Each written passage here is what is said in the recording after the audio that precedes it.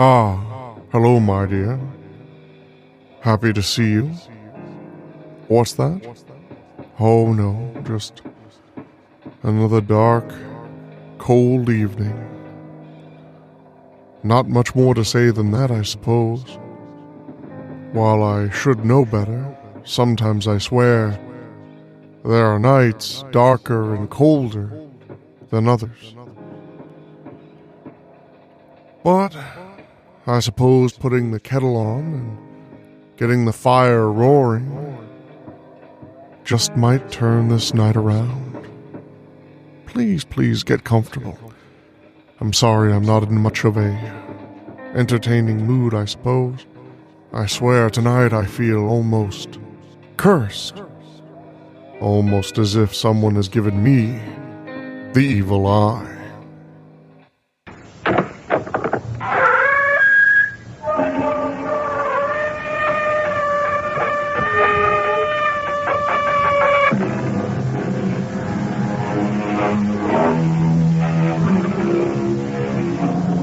Come in. Welcome. I'm E.G. Marshall. Evil exists.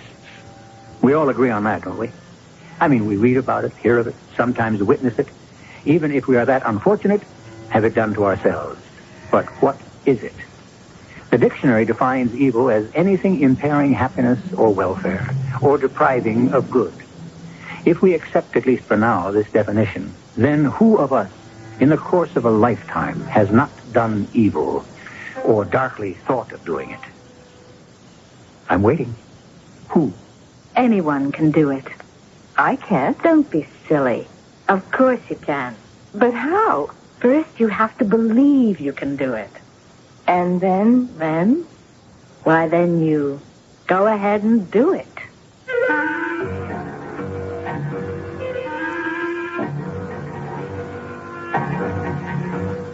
Our mystery drama, The Evil Eye, was written especially for the Mystery Theater by Elspeth Eric and stars Mandel Kramer and Carol Teitel. I'll be back shortly with Act One.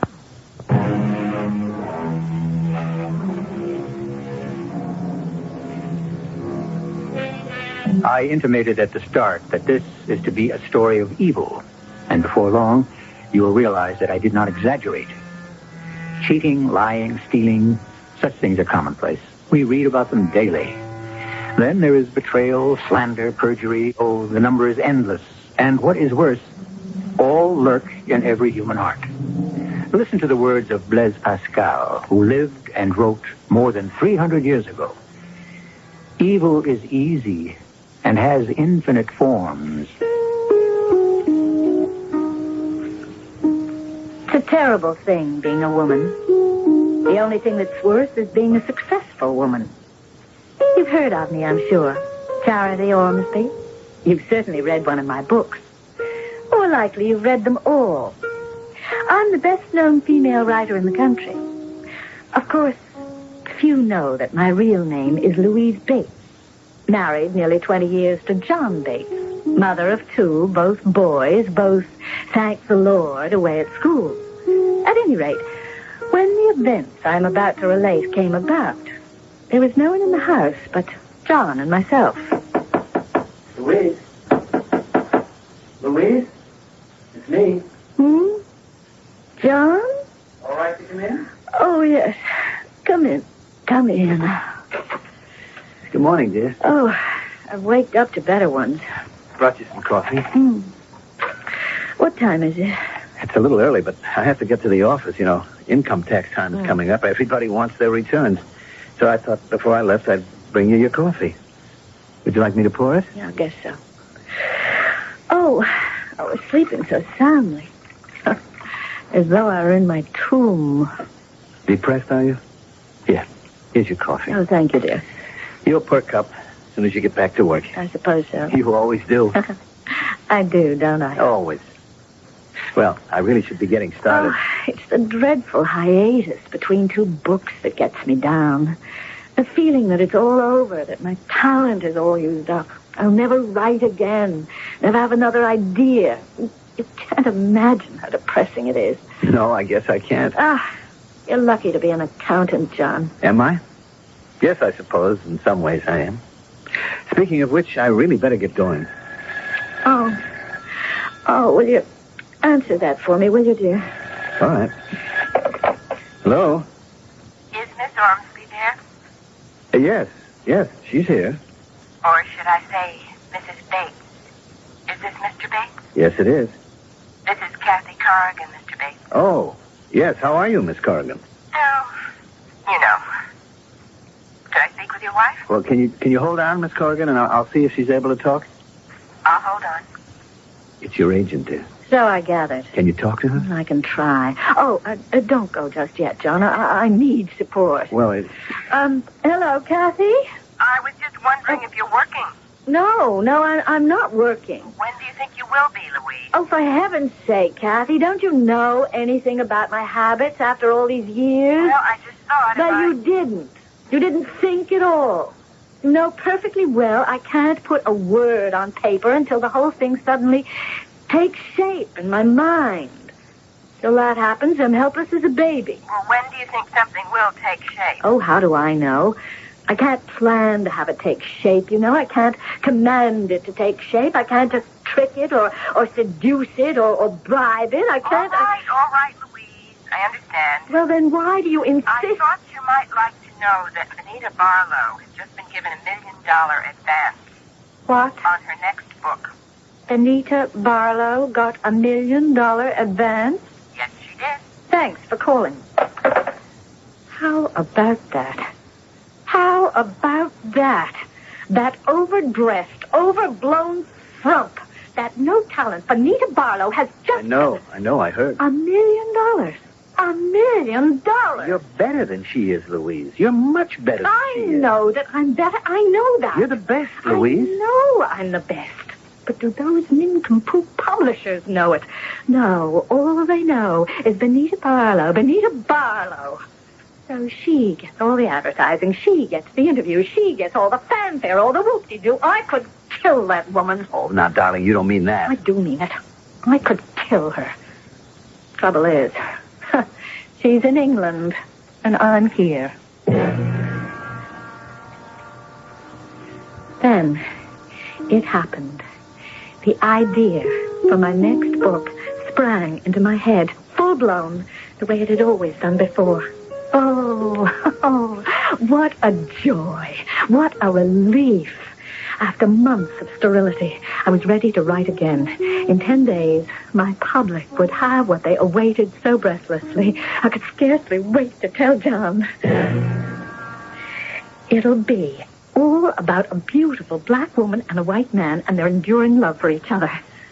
Do we know any black women, Louise? Oh, that's beside the point. I can fantasize it. I can fantasize anything. Of course you can. I shall call it, Dark Luster. Good title. All right, now, John, you know what you have to do. I must have 10 full days to complete it.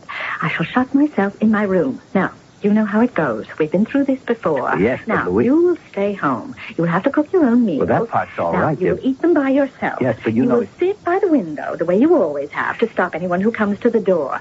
Now, you will have to hold the phone in your lap so you can answer it the second it starts to ring. Oh, and if that dog down the block starts to bark, you will silence it. And if the people next door play those awful records, you will make them stop. But, Louise... Oh, it will be heavenly. Shall I answer it? No, I'll take it. This one last time. The last call I take for 10 delicious days. Hello? Louise, this is Kathy. Kathy, the most beautiful thing has happened. Louise? I am starting a new book. You're the last person I'll speak to for 10 whole days. Then you will have the completed manuscript. Louise, It's going to be called Dark Luster. Louise, have you heard about Vanita Barlow? It's all about this... Louise! Huh. Vanita Barlow is very ill. Very, very ill. Oh? Is he? It's a very rare disease. And always fatal. She can't live long. Is that so? I just thought I should tell you. Well, good luck with the book. I'll be hearing from you? In 10 days. Precisely. Vanita Barlow, Barlow's come down with some strange sort of disease. It's terminal. The news about Vanita Barlow made hardly any impression on me at all. The concept for my new novel was burgeoning within me, and I could scarcely wait to begin again.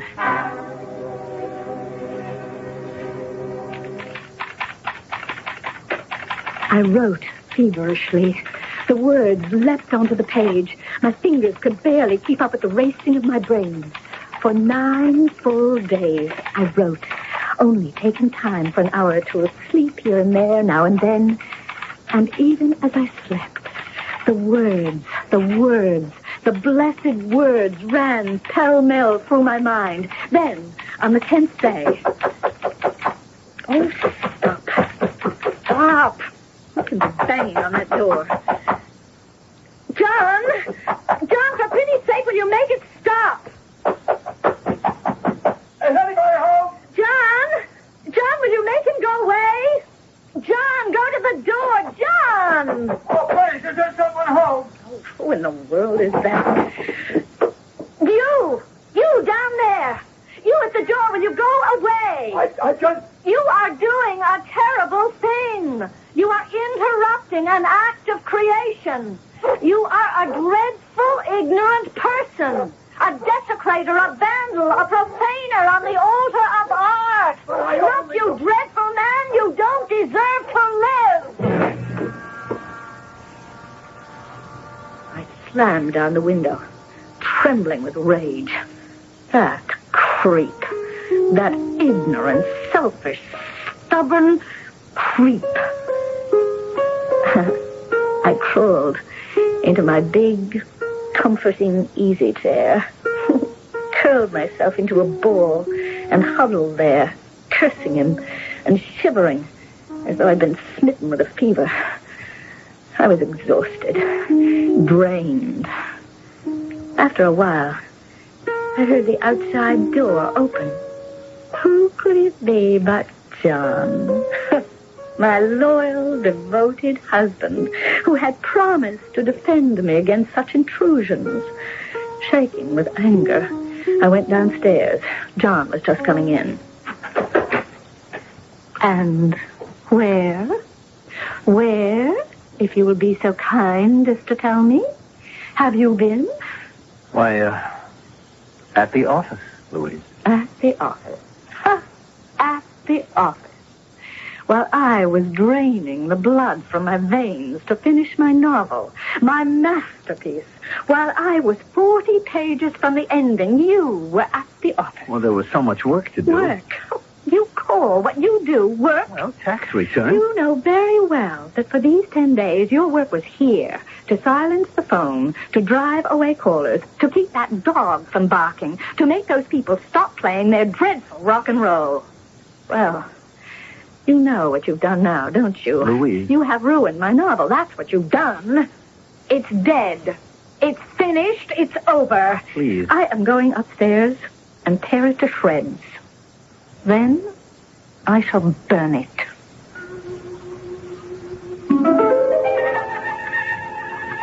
Writers are indeed strange creatures with strange habits of work. What suits one will not do for another. Some write longhand, others type. Some work early in the morning, others only late at night. Some pace the floor, others sit and meditate. Some compose rapidly, others with infinite slowness. Yes, writers are strange. Quite as strange as the rest of us. I'll be back shortly with that.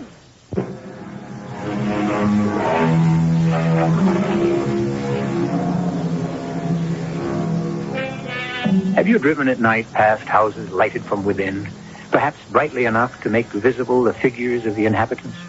Have you tried to imagine what they were doing, what they were saying or not saying, what they were feeling or not feeling?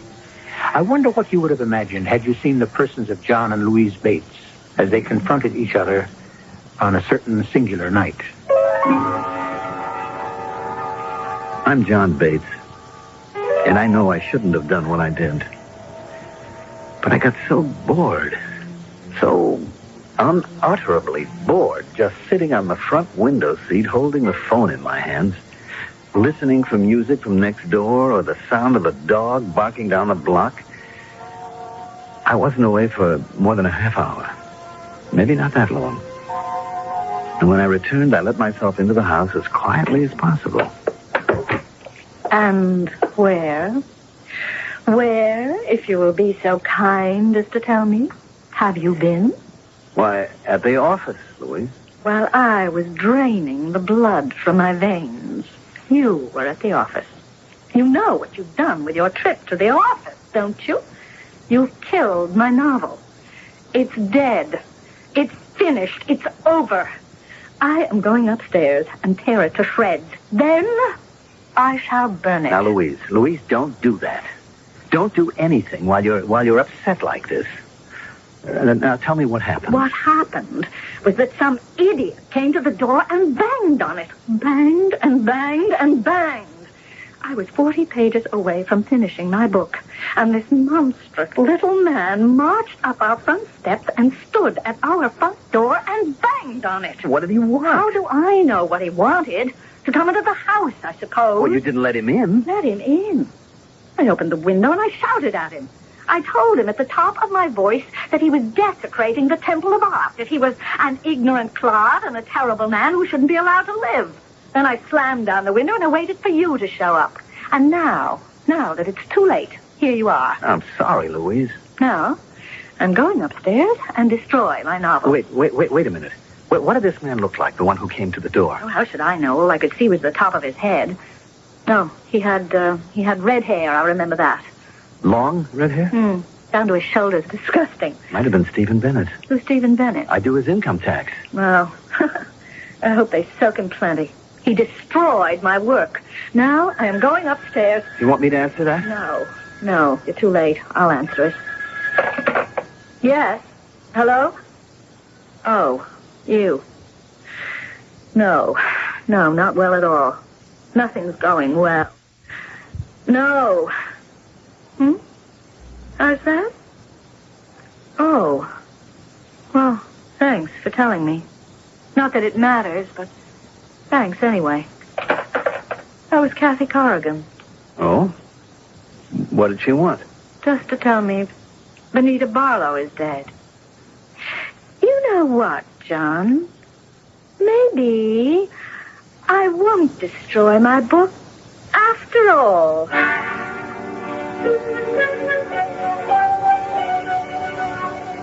I lied to Louise when I said I went to the office. I didn't. I was with a girl. Yes, a girl. I've been seeing her for quite a while. I felt guilty as hell about it, but I couldn't help myself. I'm in love with her. And I think she's in love with me. And sometimes it's hard to tell. Anyway, after Louise decided not to tear up her novel, I stayed around the house for a couple of days just to make sure that, that she was all right. Then I went to see this girl. I had to.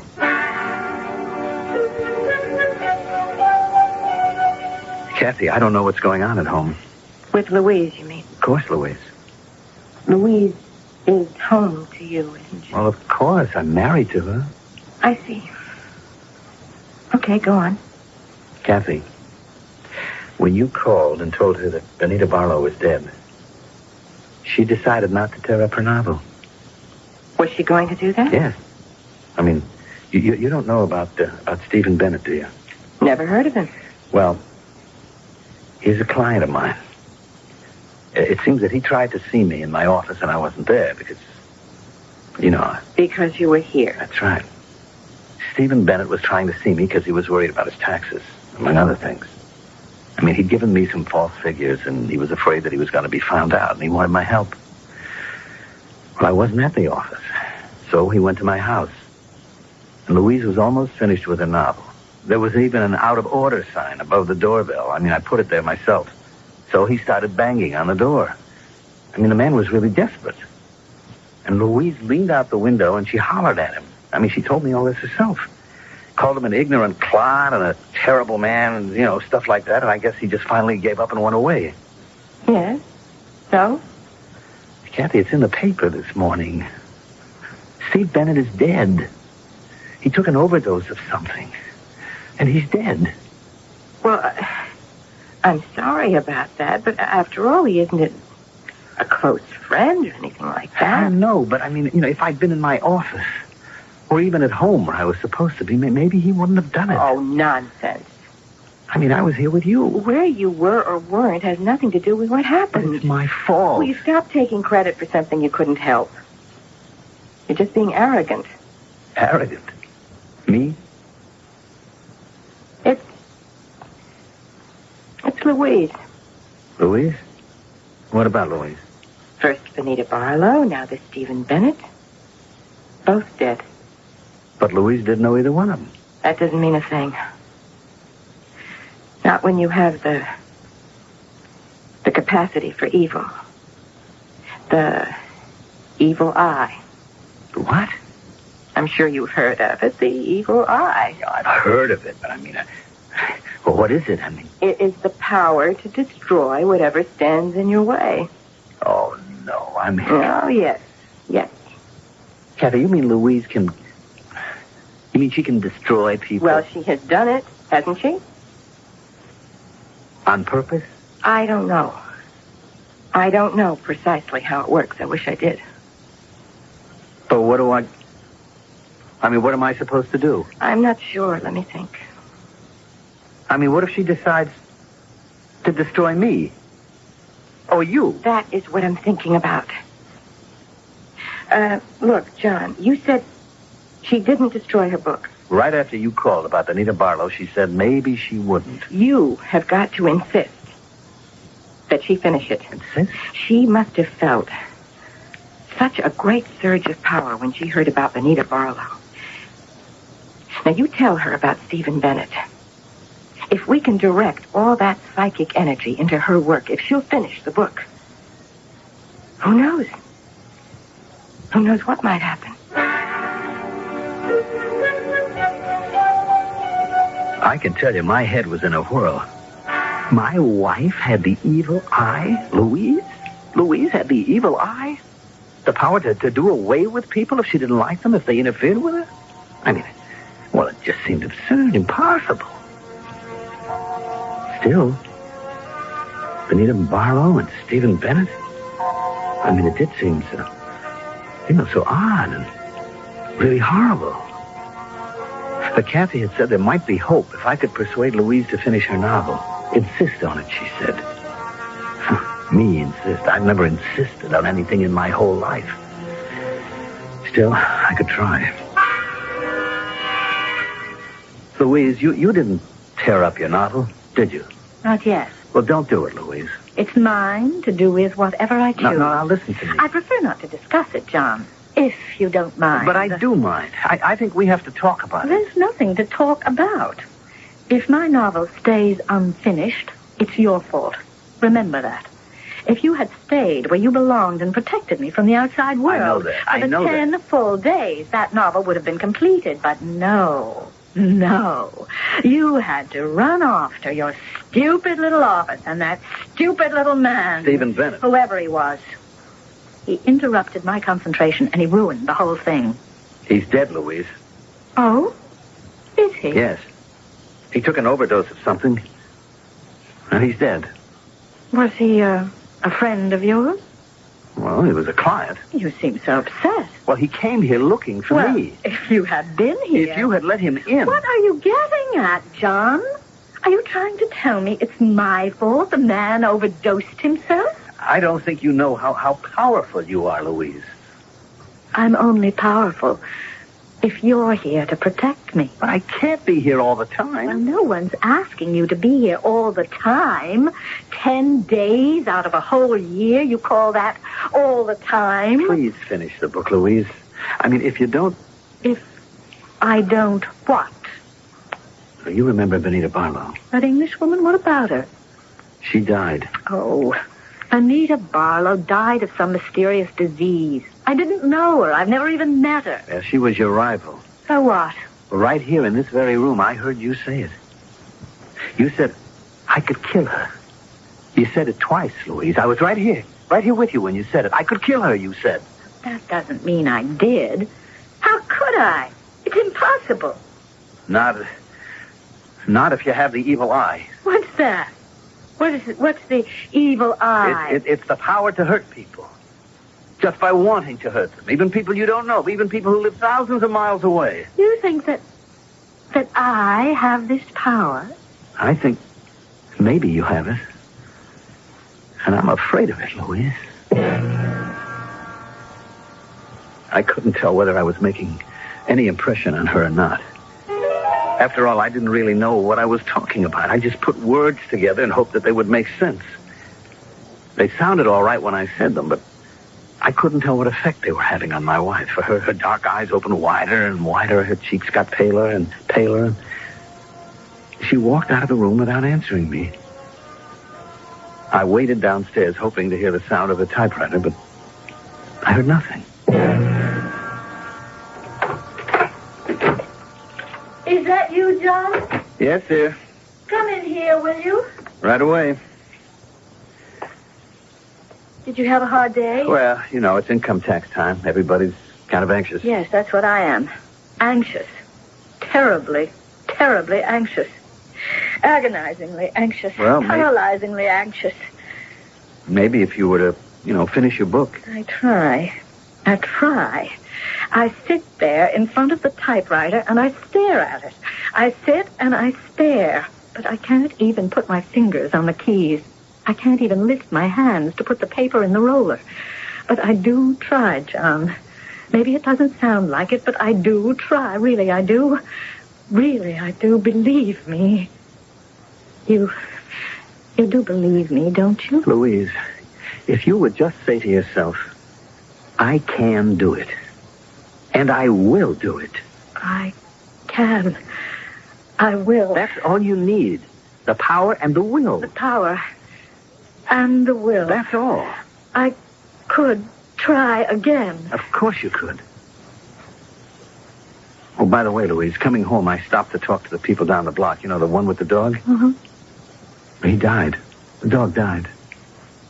The people said it was, old age. He just laid down in the sun and he died. The dog died? Yes. And the couple next door, the ones with all that rock and roll all the time? They're getting a divorce. The second I stopped talking, Louise gave me a peculiar look. Then she got up and left the room. She went upstairs. I really didn't know what I'd said to make her do that, but a minute later, I heard something that made me not happy exactly, but very, very relieved.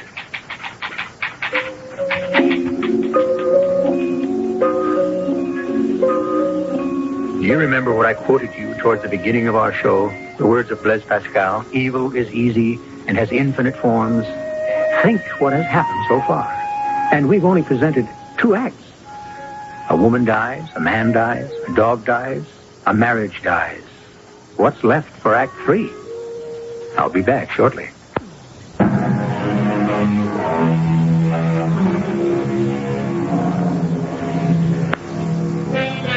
If you tell me that you have never had the urge to destroy someone, I shall not believe you.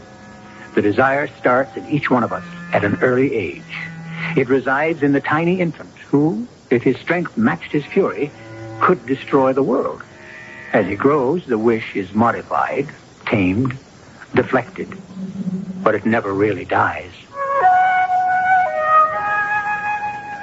I'm Kathy Corrigan, and I'm the best literary agent in the country. To begin with, I have impeccable taste. That's just for starters. Then I have terrific contacts, which I've cultivated over the years. And finally, I'm a super salesperson. That about sums it up, I think. Why I should have fallen for an insignificant little man like John Bates, I'll never know. But I had, and that's that. Every time the phone rang, I hoped desperately it would be John and not his frightful wife. Hello? Kathy, this is Louise. Oh, yes, Louise, how are you? Kathy, I have great news for you. Tell me. Can't wait. I finished the novel. Kathy, did you hear me? I've completed my book. What, Louise, that's wonderful. I didn't think I could. Things have been so peculiar around here. Oh, what things? Oh, well, I don't have time to go into all that right now. Just, things. you know. Well, they threw me off my stride for a while, but now I think I've got them licked. Well, when can I read the book? Well, I could bring it over to your office right now, except that I am exhausted. Couldn't you send someone for it? Why don't you ask John to bring it over? Oh, I don't know. I really don't have anybody to send. Well, John's really responsible for my finishing it, in a way.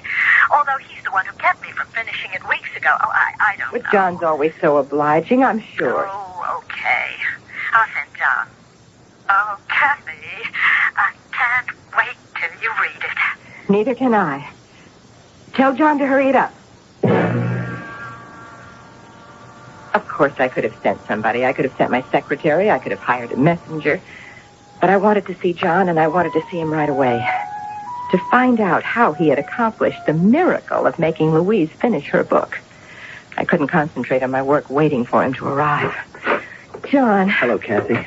Girl said to go right in. You got a kiss for me? You bet. Okay, now, got the manuscript? Right here. Mm-hmm. Well, it's the right weight. Oh, sit down, John. Listen, I got a lot of work all piled up. Well, just for a minute. I want to know how you did it. You mean how I got Louise to finish the book? Of course, that's what I mean. Oh, it was easy. Well, how did you do it? It couldn't have been that easy. Well, after you told me about the evil eye, I got to thinking about it. And I told Louise that she had it. You didn't. Wasn't I supposed to? I pointed out that Vanita Barlow had died after Louise had said she could kill her. She did say that, you know. Yeah, go on. And Stephen Bennett, the man who came to the house and banged on the door, the one that she was so furious with, he died. Go on. Well, none of that made very much of an impression on her. Nothing did until I told her about the dog. The dog? What dog? The dog, the one down the block that barks sometimes. And I told her about the couple next door. What couple? The couple that play their rock and roll records so loud. They're getting a divorce. That's all you did? That's about it. Listen, I better get back to work. John? I love you. You know that. Do you, Kathy? Because I love you. Oh. Look, don't you think we ought to tell Louise? About us? She has a right to know. She's got to know something. No, she doesn't. No, she hasn't. Believe me, she doesn't want to know. She wouldn't like knowing. She'd hate it. No, she mustn't know. It would be very bad if she knew. All right, darling. It would be just terrible if she knew. You run along, sweetheart. And you tell Louise I'll call her as soon as I finish the novel. Poor John. So timid, so fearful. Afraid of everything and everybody.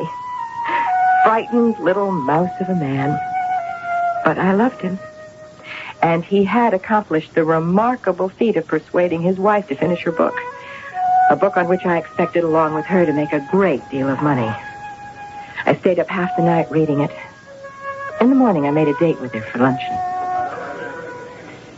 Well, tell me. Tell me. It's great, isn't it?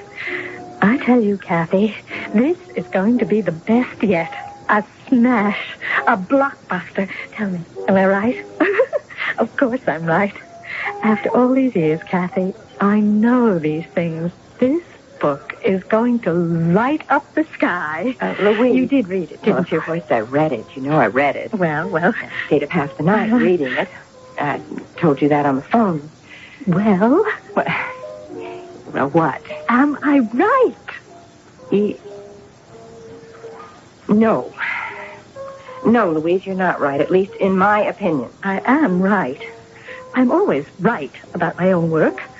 This is a great book. This is a great book. Louise, I was just giving you my opinion. Now, everybody's entitled to have an opinion, don't you agree? Not when it's the wrong opinion. Louise, how did you happen to finish it? John told me I could. Oh? He said, Louise, you have the power and the will. And I went upstairs and finished it. And that's all? That was enough. After all, if I'd had the power and the will to do what I'd already done. And what was that? Oh, never mind. The point is, I had it. I had the power and the will. He told me I had it, and I had it. Of course, I'd known all along I had it, but nobody ever told me I had it. You see, then when he told me I had it, then I knew that I had it. All I needed was somebody to tell me I had it. Don't you see? I don't know that I do, Louise. Then I'm sorry for you. Really? Deeply, profoundly sorry. Really? Well, let me tell you something, Louise. It is a cheap, trashy book. Cheap and trashy. And not that all your books haven't been cheap and trashy, Louise, because they have been. But you believed in them so utterly, something came through. People who read them came to believe that life could be sweet and wonderful and full of joy and love and light, without pain, without suffering, where goodness and sweetness were rewarded and meanness and cruelty were punished. Well, I believe that. Oh, yes. You're such a fool, I'm sure you do believe it. And because it's what everybody wants to believe, your books sell like crazy. Love conquers all.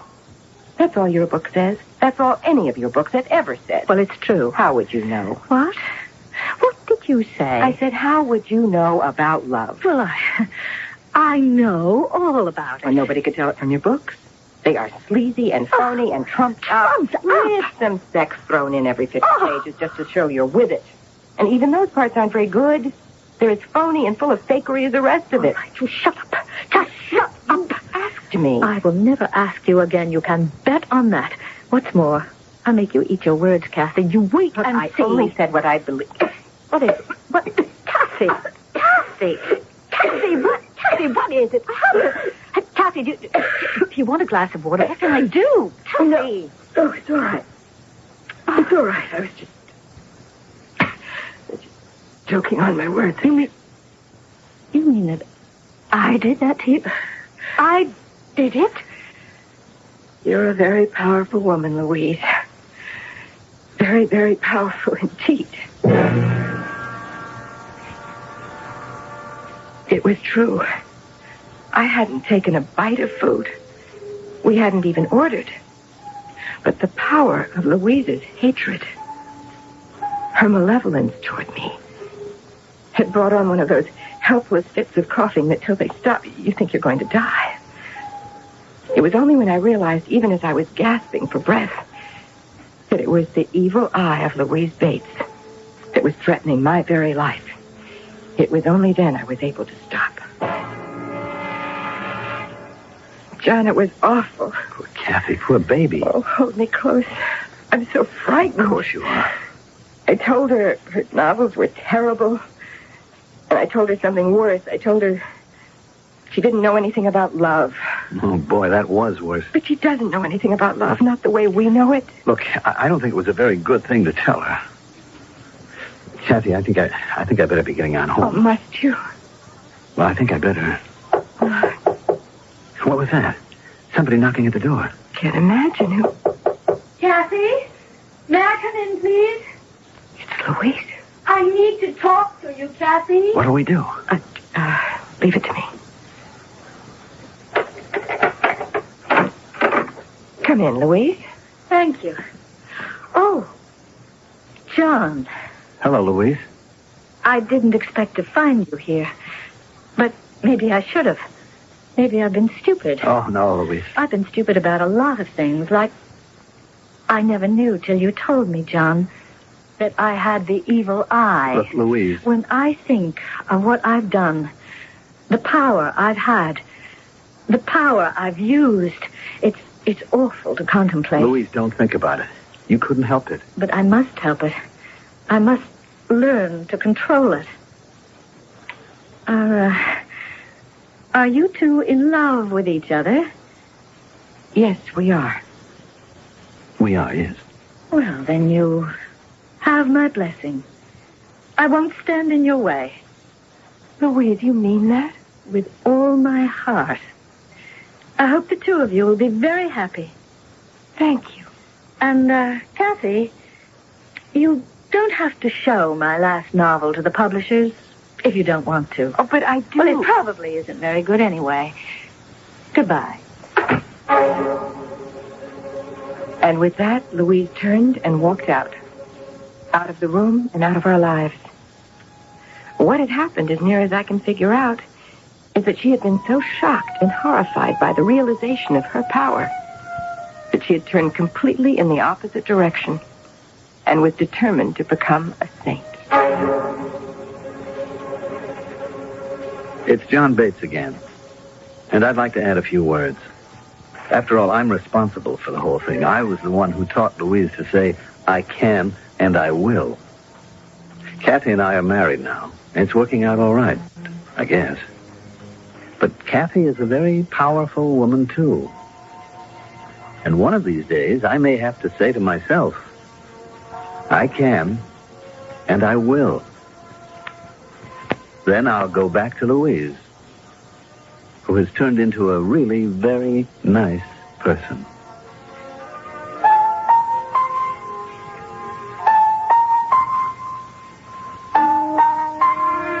How things are turned about in this world. The cheater becomes the cheated, the robbed becomes the robber, the perpetrator becomes the victim, and no one is satisfied, at least not for long. A very, very strange world indeed. But, alas, the only one we've got. I'll be back shortly.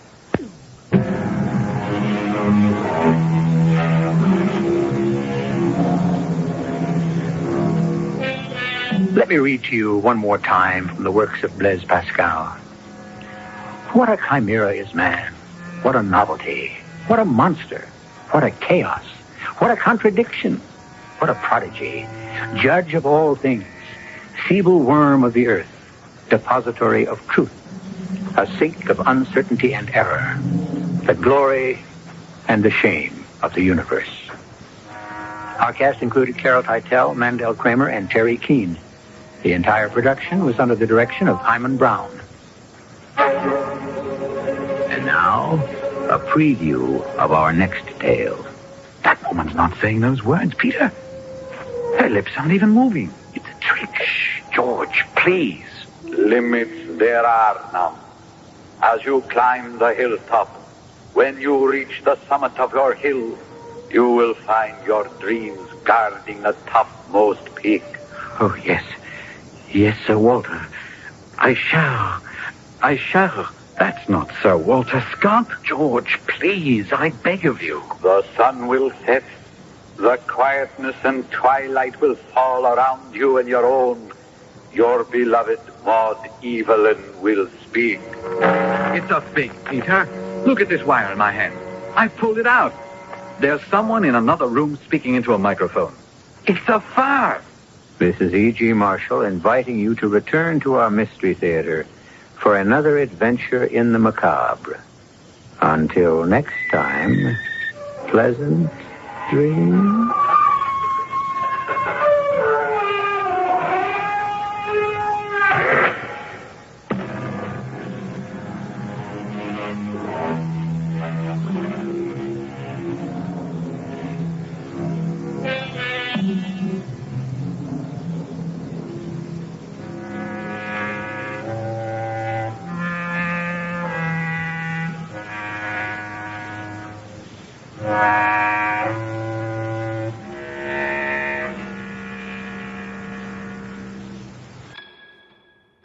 I can't say that I feel my curse has been absolved, so to speak, but I do think this cup of tea could use a bit of company, so I'll refill this and refresh it. Oh, what's that? No. Only the wind. It blows and blows. It never stops, really. You think it does, but that's just your perspective.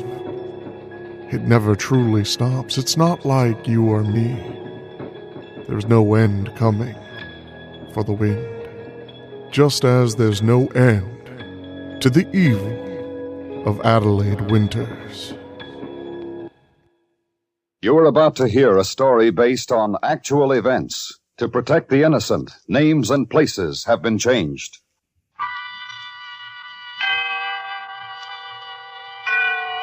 Autolite and its 96,000 dealers bring you Miss Agnes Moorehead in a story taken from life. Tonight's presentation of Suspense.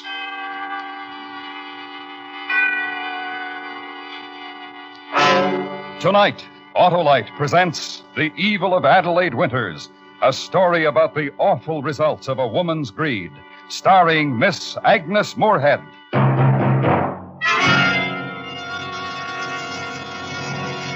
Well, there's Stanley Smart, the brainy boss of our bustling baseball club. What's the matter, Stan? Battery trouble? Yeah, Hollow, I forgot to fill my battery with water, and it's dead as a cellar dweller's pennant chances. Oh, why not farm it out in favor of an Autolite Stay Full battery? The battery that needs water only 3 times a year in normal car use. Lots on the ball, eh, Hollow? It sure has, Stan, because the famous Autolite Stay Full has over 3 times the liquid reserve of batteries without Stay Full features.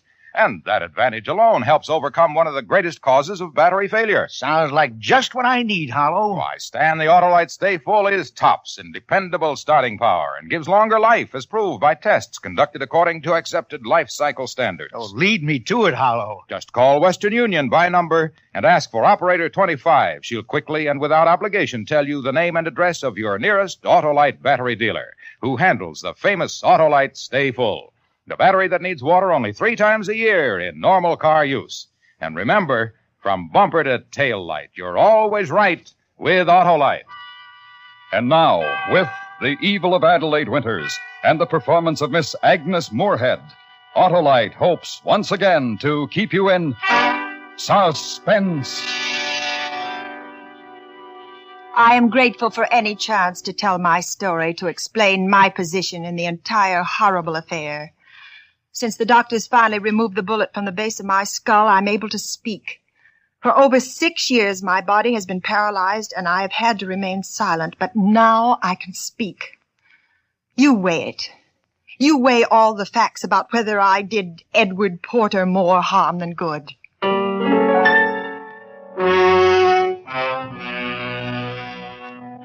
The war years had made the work of astral communicators, mediums. They'd made our work important and necessary. We believe it's as necessary as life itself to believe in life after death, especially during a war when people's loved ones are dying. It's important. Mediums bring courage to despair. Did you get all the newspapers? Yeah, Adelaide, I got 'em all. Read me the list. Now, for the week of July 8th, the War Department announces the following members of the Army listed as dead. PFC Thomas... Just those missing in action, Robert, please. Oh, Adelaide, I still don't like it. It doesn't make much difference if you like it.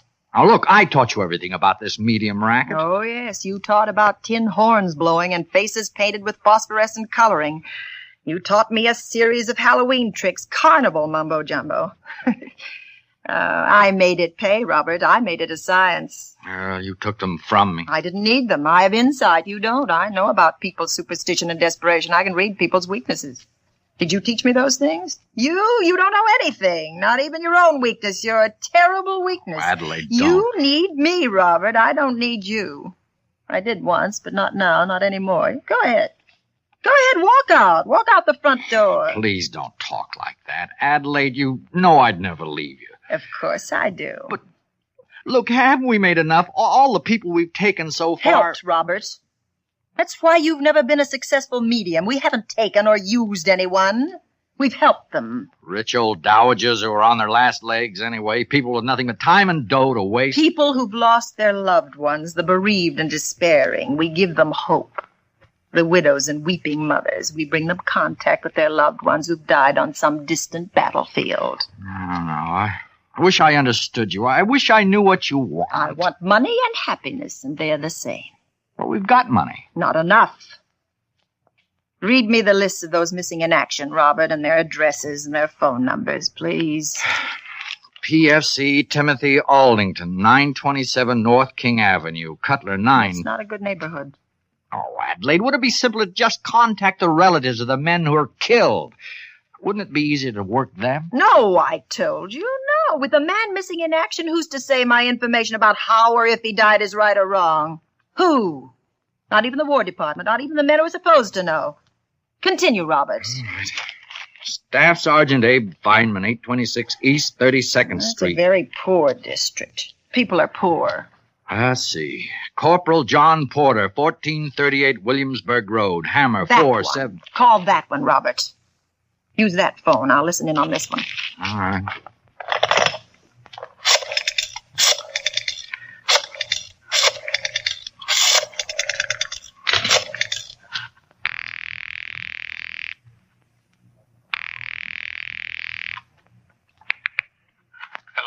Is this Mr. Porter? Yes? Corporal John Porter's... Father. I'm his father. What is it? This is the War Department. You found him. I'd almost given up hope, but you found my son alive. Your son is dead, Mr. Porter.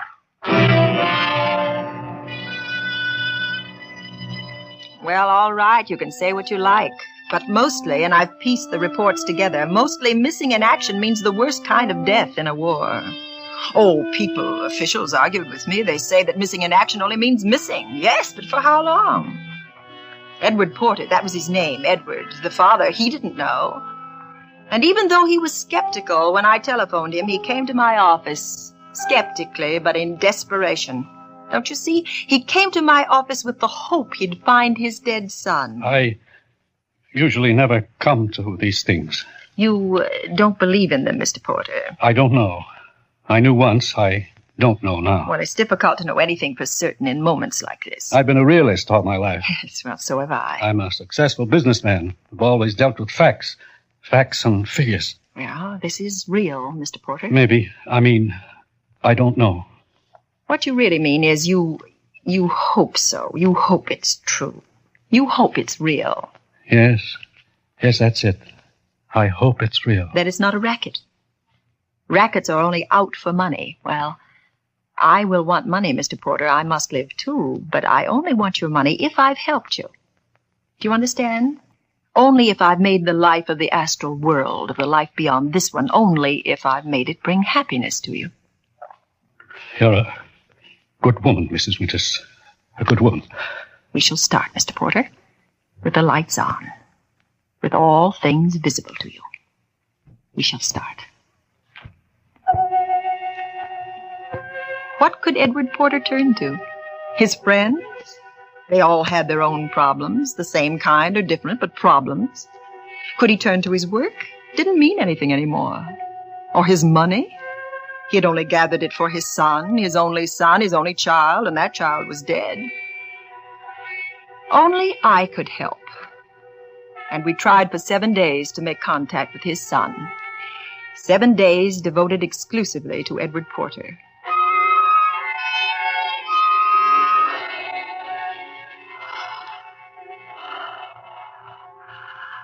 I hear the faint sounds of guns firing. Yes, it's very distant. Very distant. I can't quite... Yes, a face. I cannot see the face.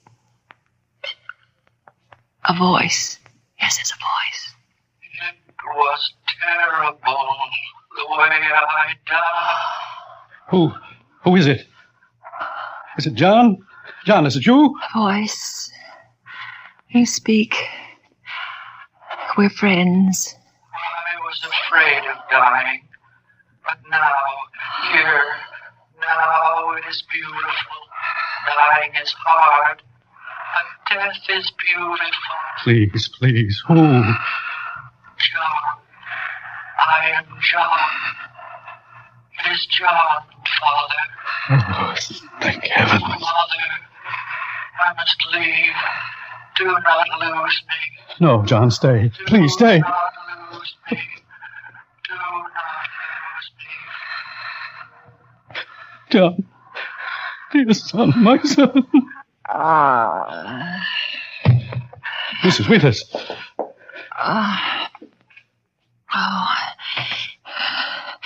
We've reached him, Mr. Porter. We've reached your son.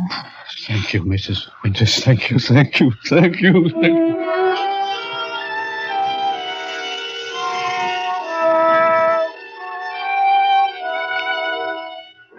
Some say I should have known. Some say I made him ill, that the shock, that it affected him.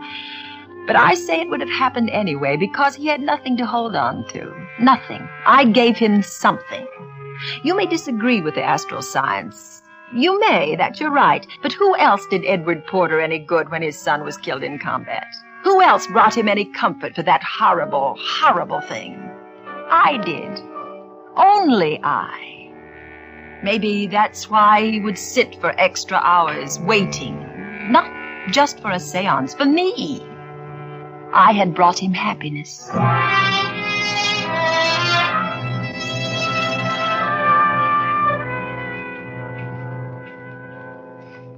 Mrs. Winters. Come in, Mr. Porter.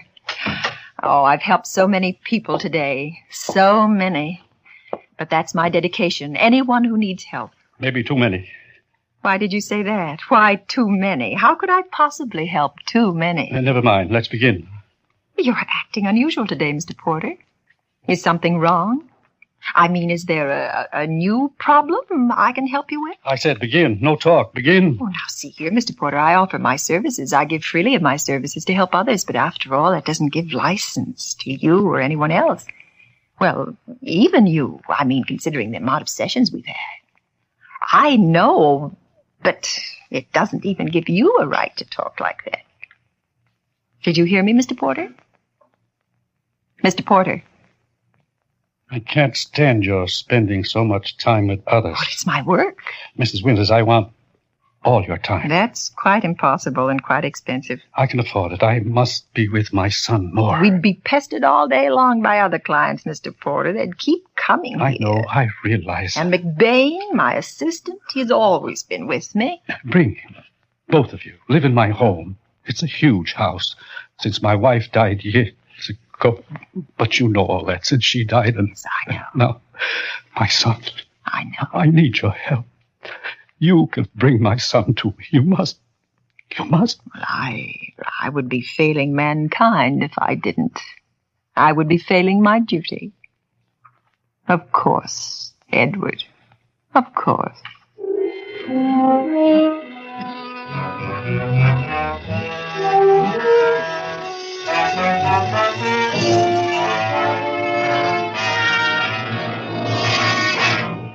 Autolite is bringing you Miss Agnes Moorehead with Joseph Kearns and Herb Butterfield in The Evil of Adelaide Winters. Tonight's production in radio's outstanding theater of thrills, Suspense.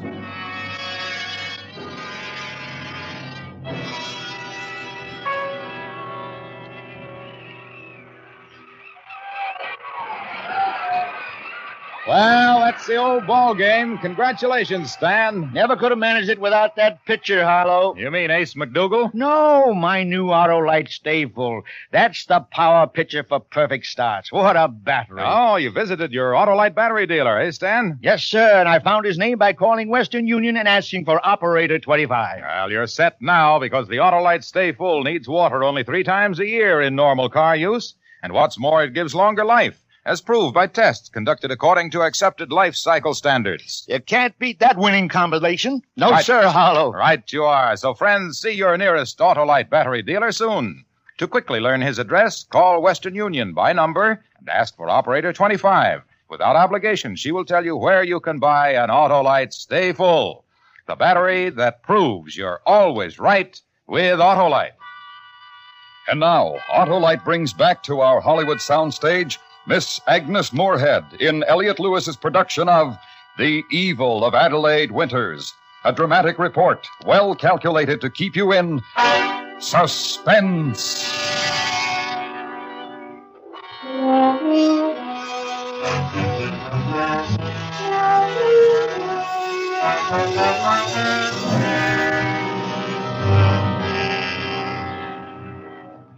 Why should I think there was anything wrong in moving into Edward Porter's huge home? It was a beautiful new home for his son. But now his son was dead in the war, and I was bringing his son to him, making Edward Porter think the life his son had gone to was really a better life, a fuller life, a happier life. Maybe that should have been my warning. Maybe I should have known. But the money was so wonderful. The house was so beautiful. The money and house for a dead man's voice once a day. Only Robert McBain warned against it. I just picked up the mail. There's a letter for you. Me? A letter for me here? War Department. You opened it. You opened my mail. It's addressed to Porter, but it's for you. What was it? What did it say? Yeah, read it yourself. Seems the government doesn't like mediums posing as the War Department. Who could have told them about me? Well, they don't mention any names. But they say mediums have been contacting the parents of war casualties. I've done that. They must be me. Well, what difference does it make? We've taken Porter for enough. You shut up. I'm warning you, Adelaide. I can see it. You can't. I can see his eyes when you walk past him. It's time to lay off, to get out. Oh, no. Oh, no, Robert. You would like that. You'd like me to run, to leave all this. Well, I won't. Because I'm going to marry Edward Porter. Oh, you can't. You wouldn't. Adelaide, I've worked for you. I've loved you. I've hung around because I loved you. And you can still hang around, Robert. No, not now. Not now. I won't. Getting brave again, Robert? This is a comfortable life, just being a dead man's voice. Going to throw it over for love? I'm not marrying for love. Why should you throw all this away for love? Did he ask you to marry him? Speak up, Robert. I can't hear you. I said, did he ask you to marry him? No, but he will. Oh, you're awfully sure of yourself about everything. Of course he'll ask me. Because he must hold on to me. I'm the only person who can bring his son to him every day, like a clock, like a stopwatch, like a pistol shot. Something's wrong with him. I'm warning you. Yes, I can bring his son to him like a stopwatch, Robert.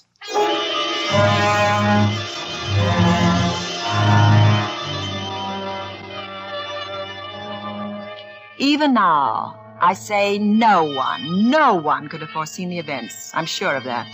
As sure as I am that no one would have acted any differently than I did.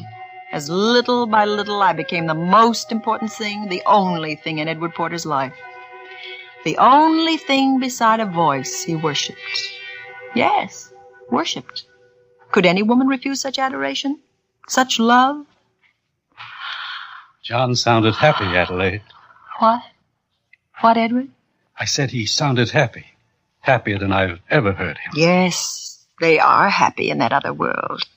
How wonderful to feel happy again.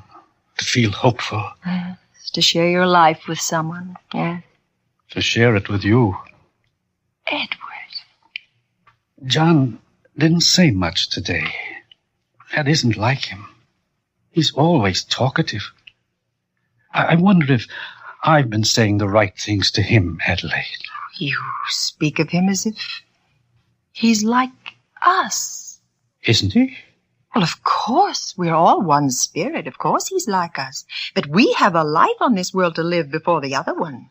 We have so much to live for. Can it compare to the other world beyond the grave? Why, no, but we must wait our time. We cannot ignore this life. We are in it. We must live as best we can. I don't know if I ever could without John.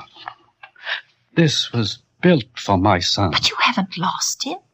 Through me, you've regained John. That's why all this is yours, Adelaide. Well, I'm only a kind of employee. Don't say that, oh. I'm paid a salary. You're not an employee. Well, am I more? Like a member of the family. Like, but not actually. There's a great difference between like and actually. You're the family. You and John and I. You and I. John is a spirit now. You and John and I, one family, one unit again. I'm not your wife. You speak like I'm your wife. I'm not, Edward. Not at all. You will be my wife. My dear, my wonderful wife. Edward. Kind, sweet Edward. My husband, Edward. I sense something odd. Here, now, with us. No, Edward, no, darling. Like we were with John. For the first time. As if we were with John. No, Edward, it's not like that. He wanted us to share our happiness with him. Like he wanted us to be with him.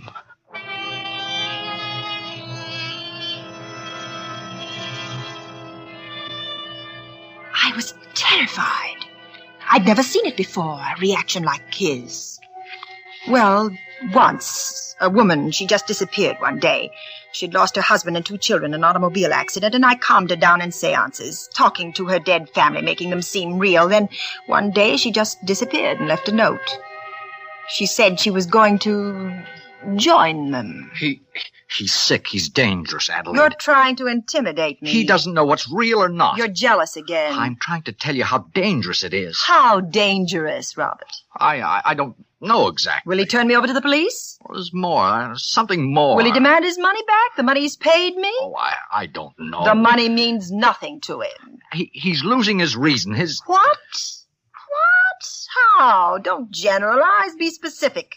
If you're as smart as you say you are, you ought to run. Not until I have all of this. You can walk out that front door. Now, with me. I have to stay and get what I've worked for. It's mine. You're scared. I won't leave. Not for anything. Not until I'm married to him. You're really frightened. You're just putting on an act. Nothing can make me leave. Nothing. Nothing. Nothing. You know I'm right. Please, please, Adelaide. You know. You're a coward. You're a coward. Adelaide. Coward.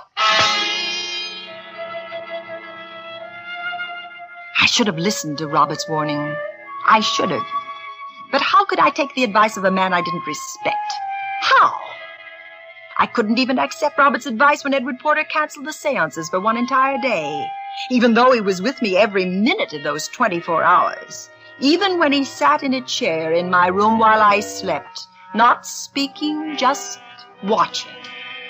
Always watching. Even then, I couldn't admit Robert was right.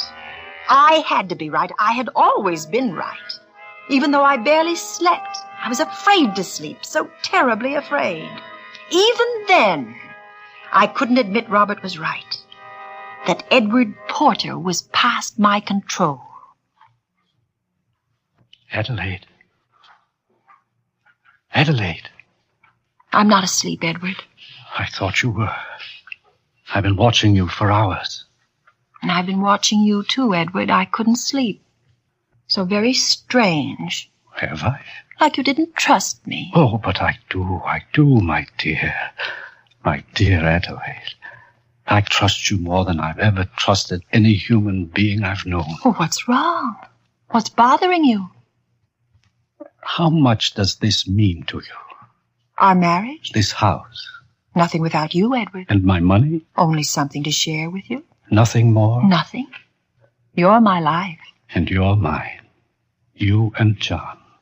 Both of you. Why do you keep saying that? What? About John. John is dead, Edward. He's waiting, but he's not with us. Not really. What does John mean to you? A son? Your son and mine. You love him as I love him? I told you that. Edward. Why do we have to wait? Edward, I don't understand. Why must we keep him waiting? You can't be serious. You said this world, this material world, meant nothing without me. No, Edward. No, this is our world.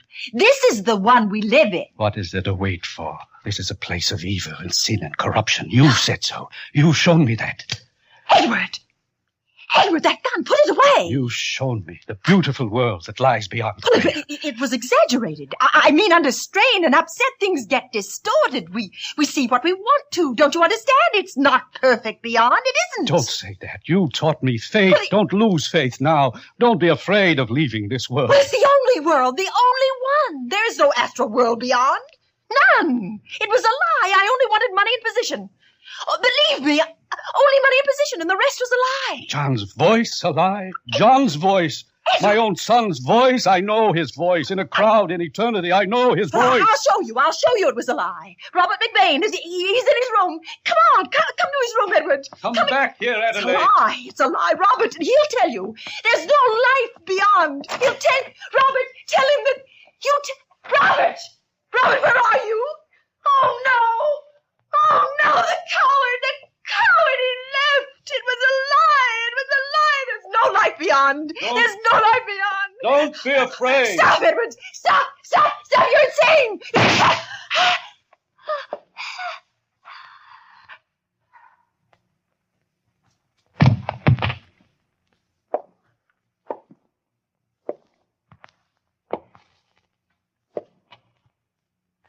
John?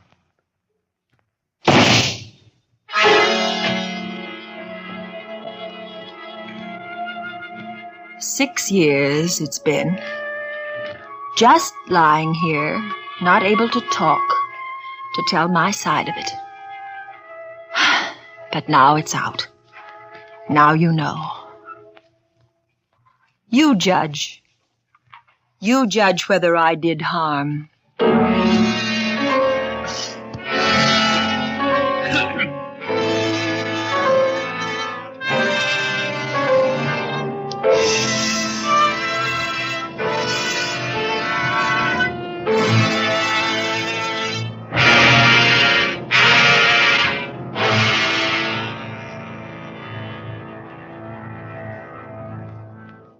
Suspense.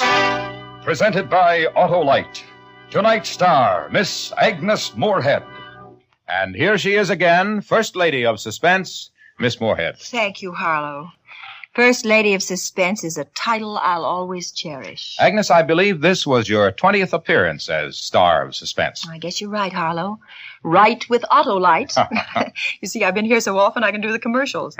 But seriously, I thoroughly enjoy Suspense, and I'm looking forward to the next time. Well, it'll be soon, Agnes, because you're an important part of the big Autolite family. A friendly family extending from coast to coast. In 28 plants, Autolite makes over 400 products for cars, trucks, planes, and boats. Complete electrical systems used as original factory equipment on many leading makes of our finest cars, trucks, and tractors. Autolite batteries, including the famous Autolite Stay Full. Ignition-engineered Autolite standard and resistor-type spark plugs. All backed by constant Autolite research and precision built to assure top performance. So remember, from bumper to tail light, you're always right with Autolite.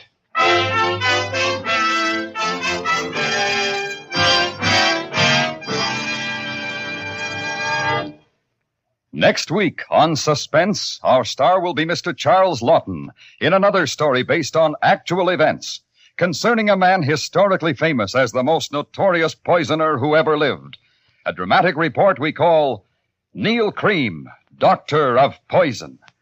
In weeks to come, we shall also present Mr. Tony Curtis and Miss Jean Crane, all on Suspense. Suspense is produced and directed by Elliot Lewis, with music composed by Lucian Morwick and conducted by Lud Gluskin. The Evil of Adelaide Winters was written for Suspense by Arthur Ross. In tonight's story, Herb Butterfield was heard as Porter and Joseph Kearns as McBain.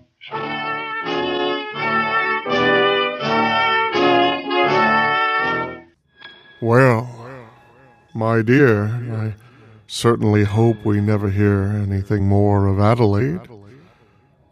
She seems a bit on the troublesome side, I would say. As the night grows later and later, I'm just not sure. Not sure what's coming next. If the sun will rise or if it will hide. Its warm, corporeal light, keeping it to itself. Will I ever truly flee from evil? And now, stay tuned for the mystery program that is unique among all mystery programs, because even when you know who is guilty, you always receive a startling surprise at the final curtain. In the Signal Oil program, The Whistler.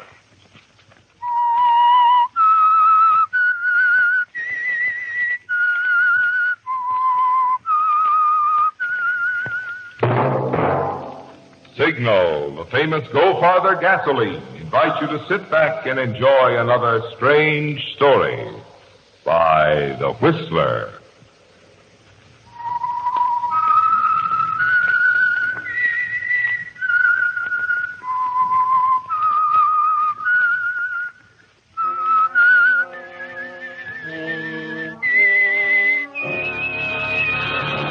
I am the Whistler, and I know many things, for I walk by night. I know many strange tales hidden in the hearts of men and women who have stepped into the shadows. Yes, I know the nameless terrors of which they dare not speak. And now for the Signal Oil Company, the Whistler's strange story. Flee from evil.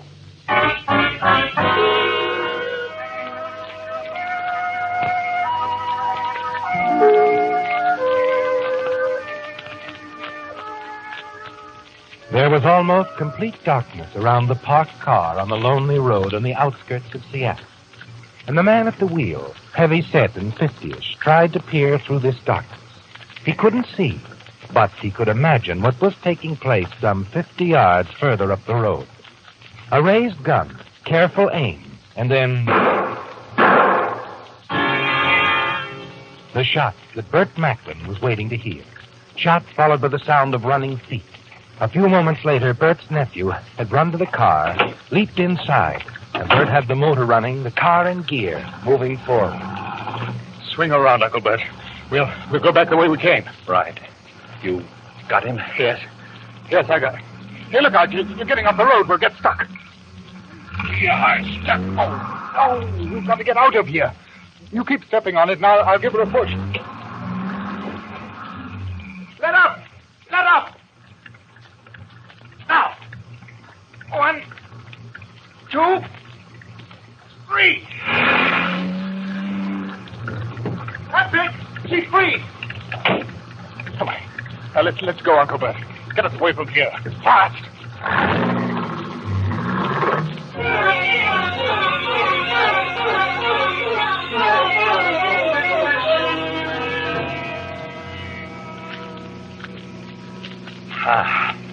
Nothing to worry about now, Freddie. You're sure you took care of him? That's what I came here for. All the way from London. Yes, I took care of him, I'm sure. You didn't get a look at him? No, it was too dark, but he was sitting at the wheel of his car, and I slipped up alongside. I see. Well, maybe it's over. Really over. At last. There's no maybe about it. All right, but... Well, after a month of paying off, wondering when I'd be tapped again, it doesn't seem possible that I'm rid of him, Freddie. Inheriting money does have its drawbacks, Decidedly. Good thing the fellow was only getting started. Even my entire inheritance could go fast that way. Yeah. You better slow down, Uncle Bert. We're almost into town. We'll go directly back to the party, give some excuse. And Freddie, you've done me a great favor. Yes, and you're going to show your appreciation, of course. Our bargain, you know? I'll never forget this. Your help. What you just did back there. It'll be healthier for me if you do forget it right now. Killing a man, even a blackmailer, well, there's some sort of law, isn't there, Uncle Bert? I prefer the other law. The one you mentioned early this evening. An eye for an eye. Yes, you did say that, didn't you, Freddie? An eye for an eye. You were quite willing to lend a hand, so eager to cooperate. You feel a surge of confidence back at the house facing the others as Uncle Bert extends his apologies for being away. Oh, sorry, Lloyd. Veronica, we didn't intend to be gone so long, you know. Quite all right, old man. We went for a spin in Uncle Bert's new car. He's already imagining all sorts of things wrong with it. Oh, not at all. I just wanted Freddie to try it out. He's very handy with machines, you know. My, he is talented, isn't he? Oh, I don't know, Veronica. Let's say, where's Uncle Frank? Oh, he left here shortly after you two did. Said he suddenly remembered a business appointment. Oh? A business appointment? Frank had a business appointment? Well, it must have been rather important for him to walk out when so many drinks are being passed around. Drinks? Oh, now, look here, Freddie. If any drinks were passed, they were passed right by me. Huh? Oh, I'm sorry. Well, we told Mrs. Fell to act as hostess till we got back. Oh, your uncle's housekeeper made it quite clear to us that if we wanted any drinks while you two were gone, we'd have to fix them ourselves. Dinner, she said, is the only thing she'd attend to this evening. Oh, did she? Well, I told her we'd only be gone a little while, the old gargoyle. Oh, come now, Freddie. Look, I'll attend to the drinks right away. Why don't we all go into the bar? Wonderful idea. Sure. You coming, Uncle Bert? Uncle Bert. Huh? Oh, yes. Oh, Freddie, just a minute. What's the matter? Frank. Freddie, you don't suppose Frank's the one? Uncle Frank? What? No, I never thought of that. It is funny, his having a business appointment just after we left the party to keep our appointment with your blackmailer. Could have been, you know. We'll find out soon enough. There's not much we can do now. No. Oh, I can't believe it, Uncle Frank. Frank's not really your uncle, Freddie. He's my half-brother. I wouldn't put it past him, sponging off me the way he's been doing, though. Now, who could that be? Let's see. Good evening, gentlemen. Let's see now. You'd be Mr. Bert Macklin, and you'd be Mr. Fred. Oh, what is it? My card. Sidney Hocker, private investigator. I don't understand, Mr. Hocker. You will. I'd like to come in for a little talk, if you don't mind. Oh, that's quite impossible. We have dinner guests. Oh, of course. Naturally, you wouldn't want them to hear what I had to say. Now, see here. What is the nature of your business? It all ties in rather neatly with that little display you and Freddie here put on a little while ago in the outskirts of town. Fred, I think we'd best step outside. Close the door. Now, Mr. Hocker, if you'll get to the point. Well, that shooting a little while ago, that was me that Freddie boy pumped those bullets into. Or rather, with my overcoat. You'll notice the holes. What's that? Yeah, I rolled up a few blankets, put my overcoat around them, my hat on top, and left it slumped over the wheel of the car. Oh. I shot at a dummy. I see. Merely acting on behalf of my client. Client? That's right. These days, I'm forced to take anything that comes along. Now to the business at hand, gents. As you know, my client has definite proof, Mr. Macklin, that the death of a former associate of yours was anything but accidental. Your former associate's name was Edward Wilson. This information could be dropped into a mailbox to the police. Unless I pay. You see, Freddie, it isn't over. What do you want, Mr. Hocker? How much? Well, my client feels, in view of what's happened this evening, the attempted murder, that this payment should be $5,000. $5,000? Freddie, do you... Take it easy, Uncle Bert. We haven't any choice. Where do we deliver the money, Mr. Hocker? My office will do, Freddie boy. Say about 9 tomorrow evening. Good night, gents. We're licked, Freddie. Beaten. Through. It's funny. Funny? I fail to see the humor of it. No, I mean, I'm not a murderer after all, am I? No, that's right. You're not.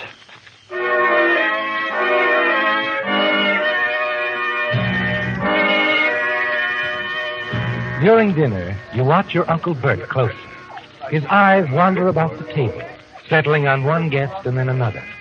And you know what he's thinking about, don't you? Uncle Frank could still be the blackmailer, couldn't he? You know that thought is going through your Uncle Bert's mind.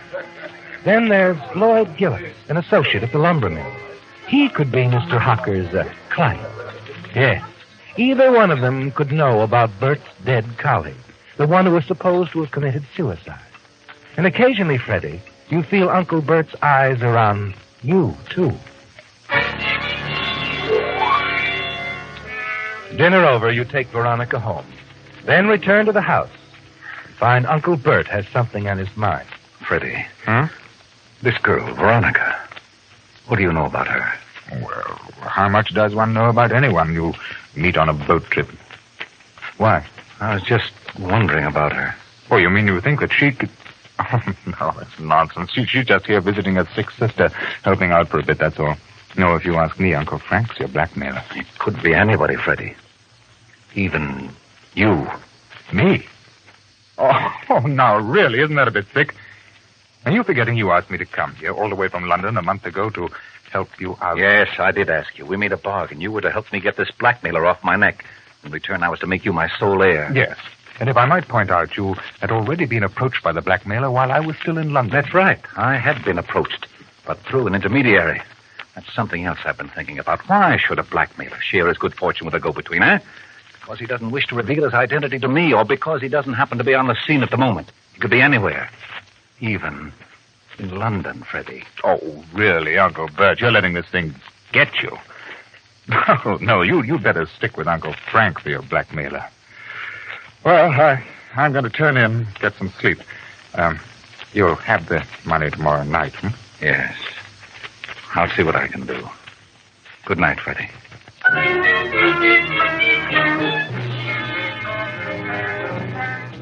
You're worried, aren't you, Fred?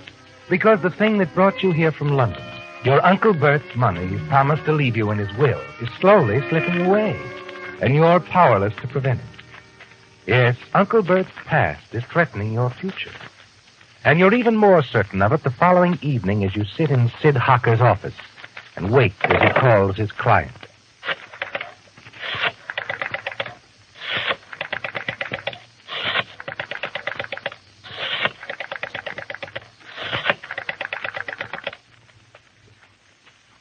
Hello, this is Hocker. Yes, he's here now. But with only half the money.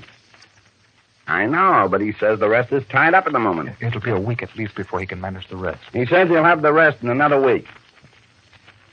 Right. What? Got it. My client isn't very happy, Freddie boy. But he is giving us more time. 1 week, Freddie boy. No more.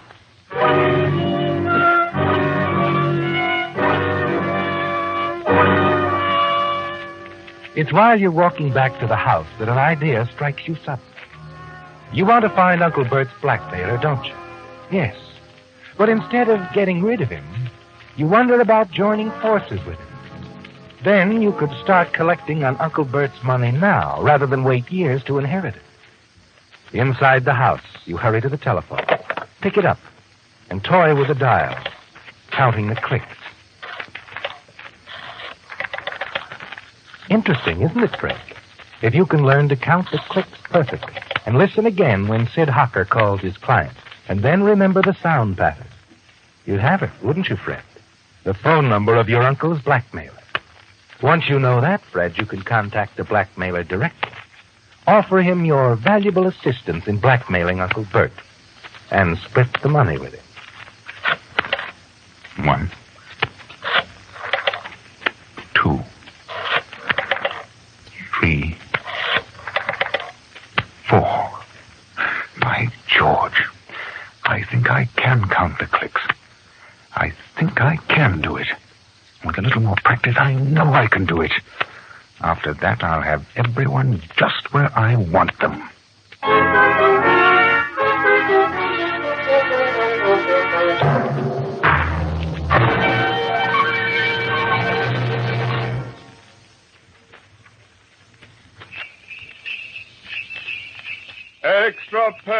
Extra pep, take those hills and high. Put Signal Ethel in your car and it will really fly. If you're surprised to hear me sing, just wait till you hear your car sing when you treat it to its first tankful of Signal Ethel. Yes, with the premium grade of Signal's famous Go Farther gasoline in your tank, it'll be music to your ears when you touch the starter on cold mornings. Presto, your motor starts humming a tune quicker than you can turn on your radio. When it comes to acceleration, Signal Ethel will show you pep that makes even Dixieland jazz seem tame. And the knock-free power of Signal Ethel will send you up hills as smoothly and effortlessly as a coloratura from the Met soars to high C. And why not? After all, Signal Ethel is engineered to bring out the best in any car. So if it's best performance you want, just remember the famous last verse of that great shower room baritone Marvin Miller. Go farther and have fun. Enjoy your every spin. To get more out of any car, put Signal Ethel in.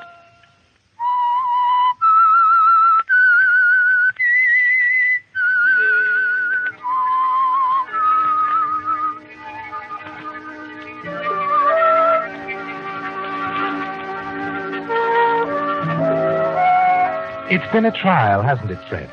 From the beginning, when you first discovered that your Uncle Bert was being blackmailed and your own future fortunes threatened. Yes, you were willing to commit murder to prevent it. But the attempted murder backfired, and the blackmailer doubled his price. But now you feel you're in command again, that your little plan will pay off. A few days of practice, and you can tell any phone number now when you hear it being dialed by counting the clicks, remembering the sound pattern. Yes. All you have to do is listen carefully the next time you're with Sid Hocker when he calls his client. Then a great idea hits you.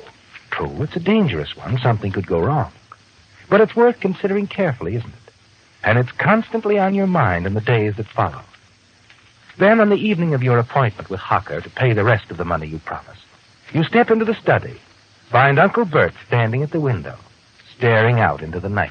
It's almost 8, Uncle Bert. Oh, Freddie. Well, hadn't I better be getting over to Hawker's? You don't have to be there till 9. Perhaps you won't get there at all. Well, you mean you didn't manage to get the rest of the money? Oh, I got it all right. It's just that I'm not certain I want to turn it over to Hawker's client.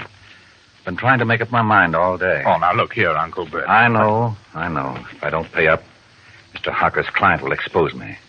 Perhaps that's what I really want. Get it over with once and for all. Why should I go on paying and paying and paying? He'll bleed me white. But I thought we'd agreed the other day that you'd go on paying for a while at least and bide your time. He's bound to make a mistake. If I could be sure. No, I say pay off this chap. Pay as long as you're able. It's better than the noose. I don't know. It will take time and money, but it'll be worth it. Perhaps you're right, Freddie. We'll catch up to Mr. Hawker's client. You'll see. All right. Bring the car around. I'll get the money out of the safe.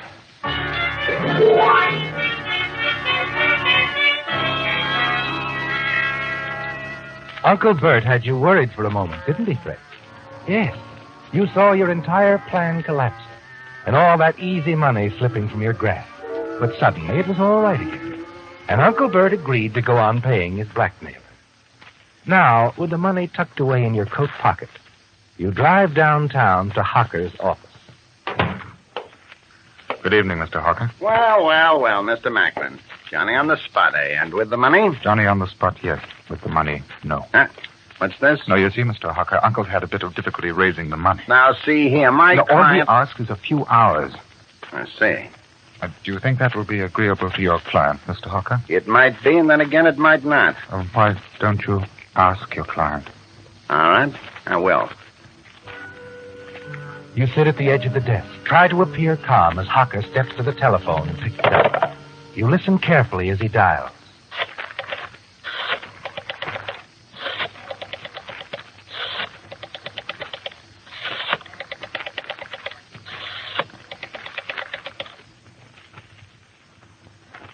Hello, this is Sid Hawker. Right. There's been a delay. Mr. Macklin's having a bit of trouble raising the money. What? Oh, no. All he wants is a little more time. Huh? Right. Got it. Let me talk to your client, Mr. Hawker. Yeah, now, none of that. Well, I only wanted to... I'll answer any questions you have. Is that clear? No. As you wish. You'll just have to call your client again. I can afford it. Well? My uncle is ready to make a settlement. Tonight. He's willing to pay $20,000 if your client will turn over every shred of evidence he holds against my uncle and drop the matter once and for all. 20,000, eh? Well, now, that sounds reasonable. Well, suppose you see if your client thinks so. Right. But mind you, no tricks. No tricks. You've got to make certain, don't you, Fred? And you listen carefully as he dials the number again. It's the same number he dialed before. There's no mistake. And you're confident now you'll be able to dial that same number when the time comes. Well, Mr. Hawker? It's agreeable, but my client wants the money delivered here by 11 tonight. Good. I'll see you then, Mr. Hawker.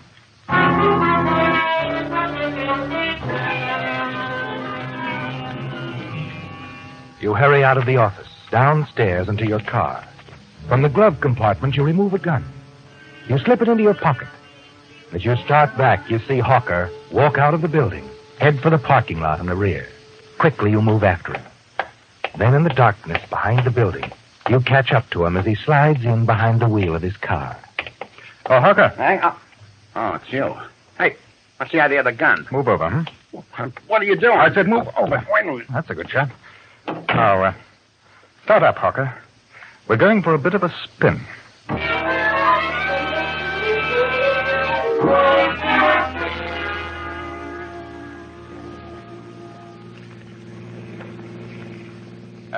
I think this will do, Hawker. A nice, dark, deserted road. Splendid place for a chat, What's the idea? Pull over, old man. All right. Now what? Well, first off, that business about Uncle wanting to make a settlement. That was a bit of a trick on my part, I'm afraid. What? Yes, you see, I was merely interested in having you dial that phone again. What are you talking about? I had to make certain I had the right number. You see, Harker, by simply listening to the dial as it spins, counting the number of clicks. You mean you can... Oh, yes, I can dial that number again with very little difficulty. Now, are you going to tell me who the blackmailer is? Or must I find out for myself? You don't know yet? Would it be Frank Macklin by any chance? Who's he? Or Lloyd Gillis, perhaps? Never heard of him. I don't recognize the number at all. Of course, it could be a booth somewhere or a little hideaway, an apartment. I wouldn't know. I see. Well, if you won't cooperate, I shall have to find out by calling. I'm rather certain I'll recognize the voice, and I shall be most careful not to reveal my own identity, of course. Well, now that that's settled, what more do you want with me? I ain't no good to you anymore. That's right. However, inasmuch as I intend to do business with your client, a sort of partnership arrangement in the near future. So that's it. You're going to be part of the scheme from now on, eh? Yes. And my plans do not include you, I'm afraid. Does that upset you? Yes, I'm sure it does. Now, I shouldn't want you around, Mr. Hocker, to slip the word to dear Uncle Bert and tell him what I'm doing. Yeah. What do you mean? Oh, it's obvious, quite obvious, isn't it, old man? No, wait. No, I'm sorry, Mr. Hocker. As you so aptly put it, you ain't no good to me anymore.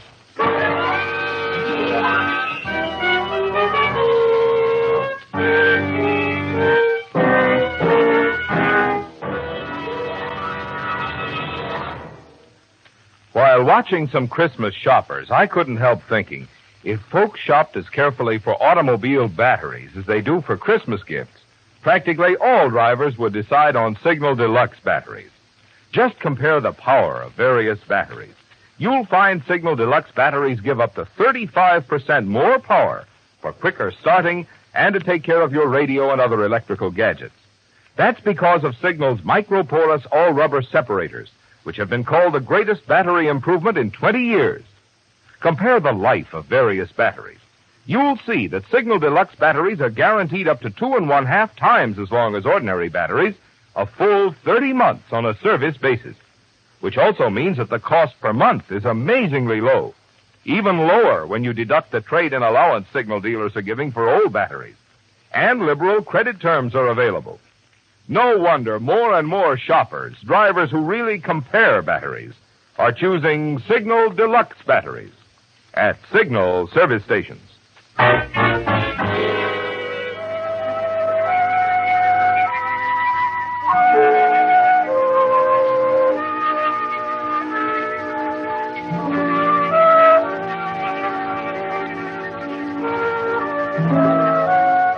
It's done, isn't it, Fred? Hocker is dead. The threat has been removed, and he lies buried in a shallow grave on the outskirts of town.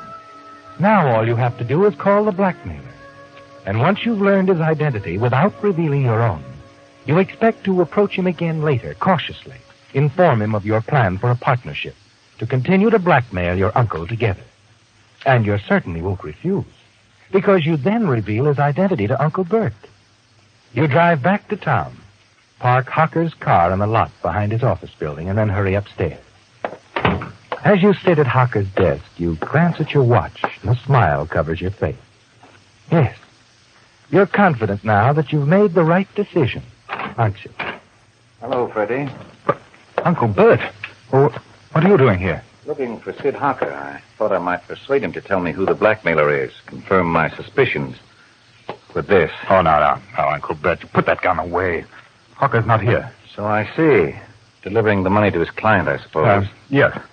I think you should know, Freddie, that I contacted the police tonight. You what? Yes, I told the police why I was being blackmailed, that I killed a man some time ago. I was going to give myself up. I was going to get the blackmailer first. That's why I came here. I was sure Hocker could lead me to the blackmailer. But I thought that I was going to go on paying.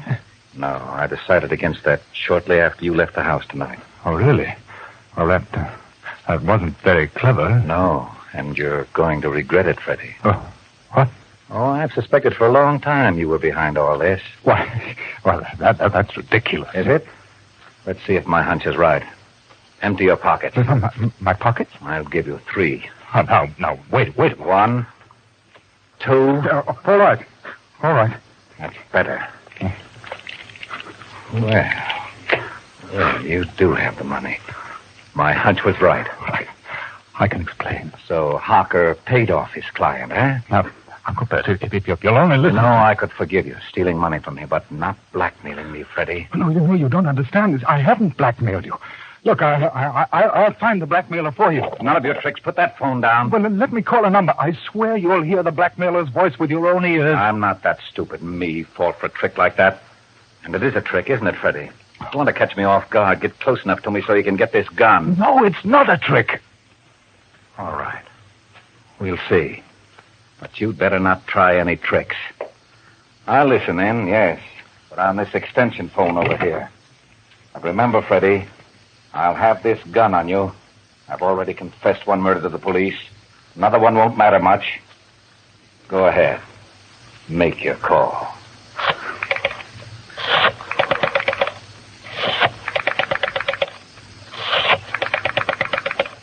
Everything depends on this phone call, doesn't it, Fred? Your hand is steady, sure, as you dial. You know there can't be any mistake. That this is the number Harker called. You're certain it's the phone number of his client, the blackmailer. At the tone, the time will be 10, 9, and 40 seconds. Harker. Harker was the blackmailer all the time. No. It was you, Freddie. That phone call you just made was a trick. And a very stupid one. No.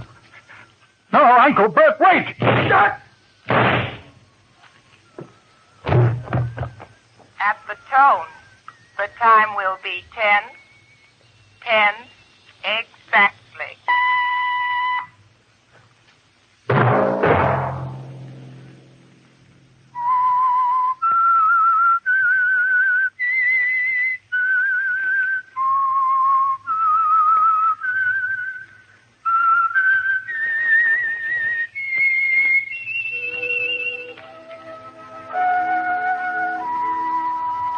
Let that whistle be your signal for the signal oil program, The Whistler, each Sunday night at this same time. Signal Oil Company has asked me to remind you that there's an easy way we can all help to make this holiday season happier for ourselves and others. Drive at sensible speeds, be courteous, and obey traffic regulations. It may save a life, possibly your own.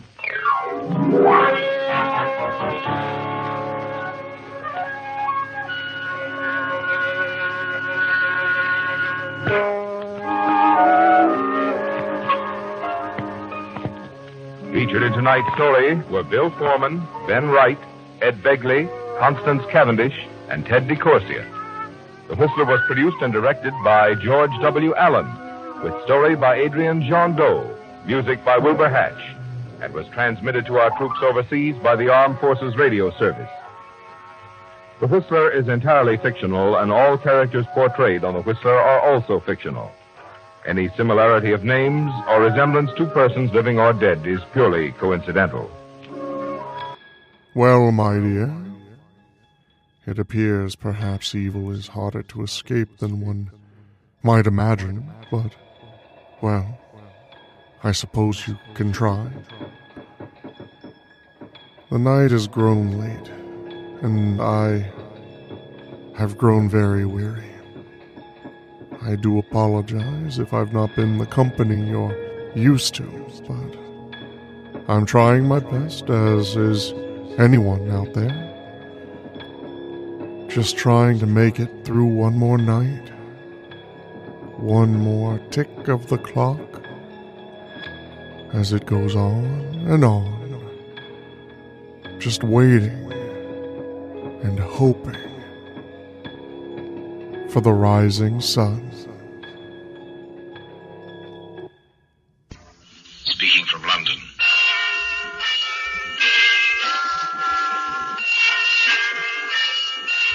The Black Museum, a repository of death. Yes, here in the grim stone structure on the Thames, which houses Scotland Yard, is a warehouse of homicide, where everyday objects, a dictionary, a stenographer's notebook, a clothes hanger, all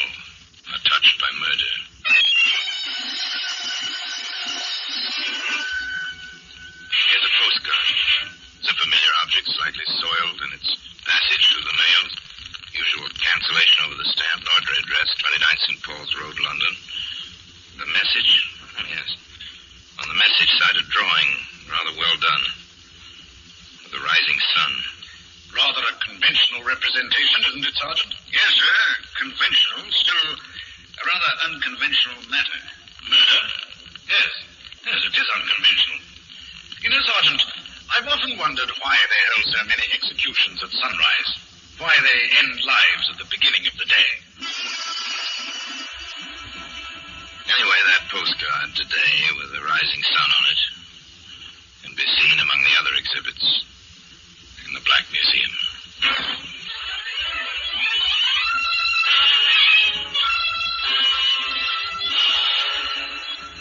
From the annals of the Criminal Investigation Department of the London Police, we bring you the dramatic stories of the crimes recorded by the objects in Scotland Yard's Gallery of Death, the Black Museum.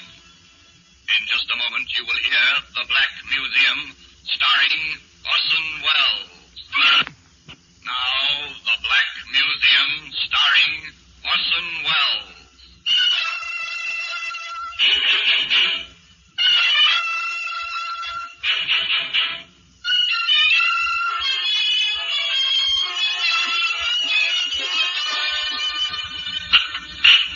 Here we are, in the Black Museum.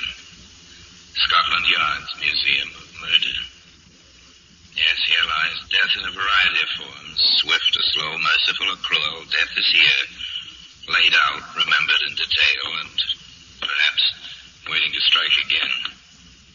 Here's a typewriter. This is an instrument of death. Yes? Worthy of the Black Museum, definitely. The criminal care, the vicious planning that went into its use. Till the person who received the letters written on this machine, in desperation, took her own life. Here's a child's toy, a tiny metal aeroplane. It's rusty in places. Propeller doesn't turn anymore, but there were fingerprints on this. They placed a killer at the scene of the crime, for which he was hanged. Now, here we are, the postcards. The postcard with its drawing of a rising sun. It's clear at once that a skilled hand drew this tiny picture. In this case, many things were clear, almost at once, and conclusions were drawn. However, that, of course, is the story which begins for us as Alfie Vine and his elderly mother turn into the entrance of 29 St. Paul's Road, London. Alfie, I refuse to go a step further until you've told me what this is all about. I'm surprising you, Mums. Oh, you've come all this way. Are you going to spoil it all now? I'll not set foot in this house until you stop all this mystery. Oh, Mums. Well, this is where I've got my rooms. You're living here? Well, 29 St. Paul's. You know the address. It's rather dirty. My place is all right. It's only the outside, and it's cheap. Alfie, you've not wanted to show me this before. I want to show you the girl who's waiting upstairs. Alfie, you haven't gone and got married. Not yet, Mums, but we're planning, so I want you to meet her. All right. I'll go in. They went in. The shabby young man, the rusty, black-clad, gray-haired woman. They climbed the stairs. One flight only one, but enough for Mrs. Vine to see the scabby walls, the dirty stair rail, the untidy hall. Alfie placed his key in the lock and turned it and opened the door. Light from the window revealed a single room, a washstand, a bed. Mother had recently screamed. There was a young lady on the bed, clad in the remnants of a nightgown. The gown, the sheets, the pillow were blood-stained. Why wouldn't they be? The young lady's head had been severed from her body. His mother, given it to the care of a neighbor, Alfie Vine summoned the police. Shortly thereafter, he faced Inspector Wood and Sergeant Cross of the CID, Scotland Yard. It's obvious, Vine, that this Alice Cortland was, what should we say, more than a fiancée to you. We was married. I didn't want my mother to think we'd gone and done it without her knowing, so we planned to do it over again after Mum's met her. Where were you last night, Vine? Working? Oh, you can check on the postal clerk, night shift. Where? Charing Cross substation. Check that, Sergeant. Yes, sir. Of course. You work nights a lot, Vine? It's a split schedule, Inspector. 2 or 3 times, sometimes more a week. You don't think I done anything, do you? We're not thinking anything yet. Not until we find out from the lab exactly when she died. Poor Alice. She didn't have much of a life. Nothing to depend on till she met me. What did she do at night while you were working? I never asked. We trusted avoided each other, we did. I see. Sergeant, I want the neighborhood. The inspector was skeptical. You could hear it in his voice. The story was odd, to say the least. It became a trifle more odd when Sergeant Cross reported. Then you're all right. Every bar in the district, but not as Alice Vine. In most places, she was Daisy Cummins. Inspector understood. It came as no surprise, therefore, when a frightened little man, a Marty Shaw, ship's cook on leave, turned up at the yard. Yes, sir. I knew Daisy, but I wasn't with her Wednesday night. No, sir, not then. When did you see her last? That was Tuesday night, Inspector. And before that? Monday, and Sunday too, sir. We had dates, Daisy and me, whenever I was ashore. Always had a few drinks together at the Orc, at the Rising Sun, places like that along St. Paul's Road. But not Wednesday night? No, sir. Not the night she got herself killed. No, sir. Why not? Well, she had a date with somebody else, sir. Oh, how do you know? Well, I saw him, sir. In the Rising Sun. I saw him. Were you jealous? No, sir. I was with Daisy's friend Margie. Good looker, too. Can you describe the man Daisy was with? Well, I had a look at him. I believe I could. Well, could you pick him out of a group? Well, I might, sir. I'd try for you, Inspector. I'd really try. Apparently a step forward is about to be made in the case. The ship's cook gives his description. Not very big. Slim-like, too.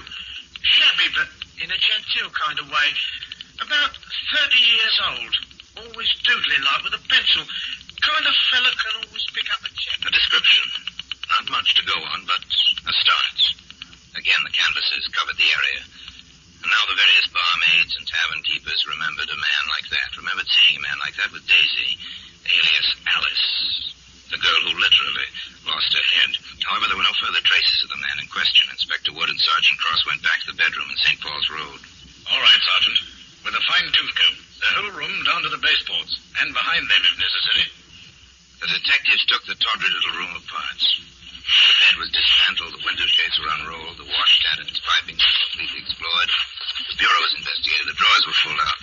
Their contents tossed on the bed. Hello. Here's something, Inspector. A postcard, I see. Postmarked the day before. Where was it? Caught in the back of this drawer, between the backboard and the bottom. Interesting. What do you make of that drawing, Sergeant? It looks like the old Jap flag to me. I don't know of any Japanese eating place near here, Inspector. Dear Daisy, meet me at 8:15 at the... whatever the picture means. It's a rising sun, isn't it, Sergeant? And there is a rising sun. Where that Shaw fellow saw her on Wednesday night. Rather well drawn, almost a skilled hand. An artist, maybe? Maybe. Possibly the killer as well. Right, back to work, Sergeant. There may be a few more little messages like this. They found two more, hidden in the recesses at the back of the bureau. And that was all. It's 1,000 to 1 shot, Sergeant, but we'll try publishing these in the papers. Someone may recognize the handwriting or the sketches. More likely, the sketches. And someone did.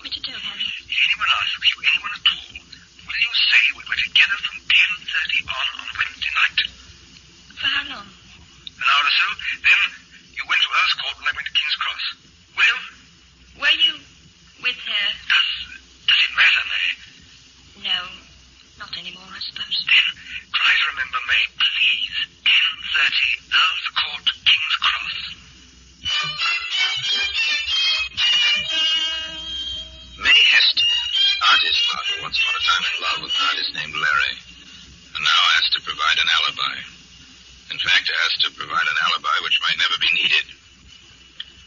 May Hester lived with what she knew for a day or so, and then, half reluctantly, her feet and her conscience took her to an office in the old building on the Thames. I understand your position, Miss Hester. I'm grateful you came to see me. I don't believe he killed her, Inspector, but as long as you're looking for him, you won't be looking for the right person, will you? That's one way of saying it. Miss Hester. Yes, Inspector? I think you'd better give me his name. It's Larry Duncan. Do you know where he lives at present? May Hester knew. She gave Inspector Wood an address on London's western edge. She left the environs of Scotland Yard. So did Inspector Wood, in company with Sergeant Cross. Mr. Duncan? Yes, I'm Duncan. I'm Inspector Wood, CID. My credentials. This is Sergeant Cross. Will you come in, gentlemen? No, thank you. I'm afraid, Mr. Duncan, we have to ask you to come out with us. We need to ask you a few questions, and it'll be more convenient down at the yard.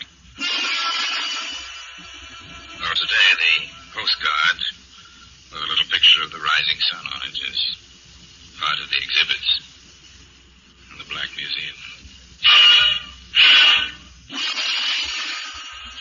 In just a moment, we will continue with The Black Museum, starring Orson Welles.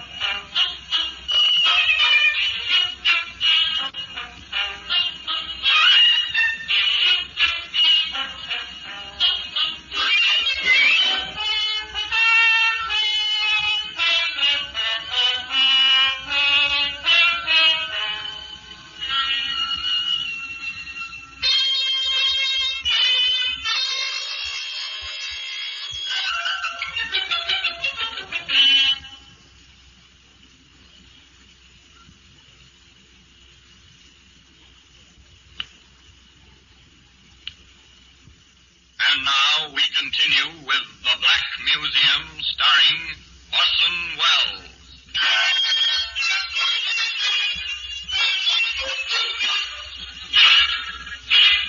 Larry Duncan was held on suspicion of murder. The inspector was convinced of his guilt. Duncan protested his innocence. The family called in a famous defender, but despite the presence in the case of Sir John Cripps, Scotland Yard charged Larry Duncan with the murder of Alice Vine, alias Daisy Cummins, and preparations for the trial went forward. Sir John conferred with Larry.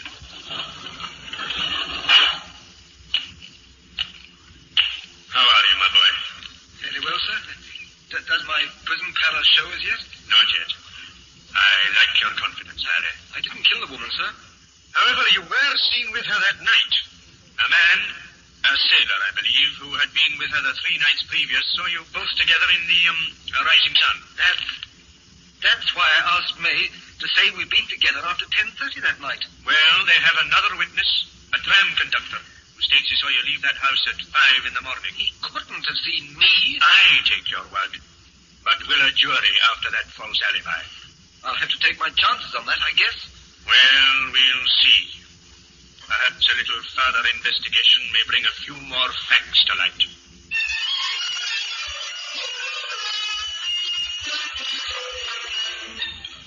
Sir John Cripps proceeded toward a few more facts. He kept Leland very quiet. Not until the trial itself did he reveal his strategy, or the evidence he expected to produce. In fact, the first move came sometime after Inspector Wood and Sergeant Cross had placed the police case in the record. The tram conductor, one Charles Powers, was on the witness stand. And are you certain, Mr. Powers, that the prisoner in the dock is the man you saw leaving 29 St. Paul's Road that morning? I am that, sir. Positive. How, Mr. Powers? By his walk, sir. He has a kind of free-swinging stride. Thank you. You may cross-examine. Thank you. Mr. Powers, let me refresh my memory. You have said the weather that tragic morning was drizzly. Yeah, I did say so. It was. Thank you. And that you saw the man quite clearly by the light of a lamppost. Yes, sir, that's correct. And further, that you heard a church clock in the vicinity strike 5. I did. My lord, I offer in evidence as a rebuttal of this man's testimony the reports duly attested of the electric light company servicing that district, which contains the record that the street lights were extinguished that morning at 4:37 a.m. This man could not have seen anyone by the light of a street lamp. And if it please the court, I have here the duly attested records of the London Weather Bureau. Not one drop of rain fell anywhere in London that morning. Mark that for evidence. Thank you, my lord. A skilled lawyer in action's a fine thing to watch, isn't it? Here was a witness, an important witness, completely demolished. His facts called in question and his responsibility torn to pieces. The prosecution suffered from that, naturally. They attempted to regain their loss with Marty Shaw, the ship's cook. In conclusion, Mr. Shaw, you identified the prisoner as the man who was with the victim the night of the murder? I did, sir. Thank you. Your witness. Thank you. Mr. Shaw, were you frightened when you heard of Miss Cummings' death? No. Why should I be? Why shouldn't you have been? After all, Mr. Shaw, by your own testimony, you spent Sunday, Monday, and Tuesday evenings with Miss Cummings. She was killed on Wednesday. Why shouldn't you have been frightened? You mean because I was the next man to the prisoner? Next man to the murderer? Perhaps. Not next man to the prisoner. Maybe I was. You realized, didn't you, that your position might turn out to be unpleasant? Yes, I guess I did. And you discussed the matter with another lady friend of the deceased? What if I did? Nothing. Nothing at all. Except, perhaps, that from this woman you obtained a detailed description of a certain friend of Miss Cummings, and from that description you picked out the prisoner at an identification parade? Well, Mr. Shaw, answer me. Speak up, Mr. Shaw. The judge and the jury want to hear your answer. So do I. Yes, sir. I did that. Thank you, Mr. Shaw. That is all.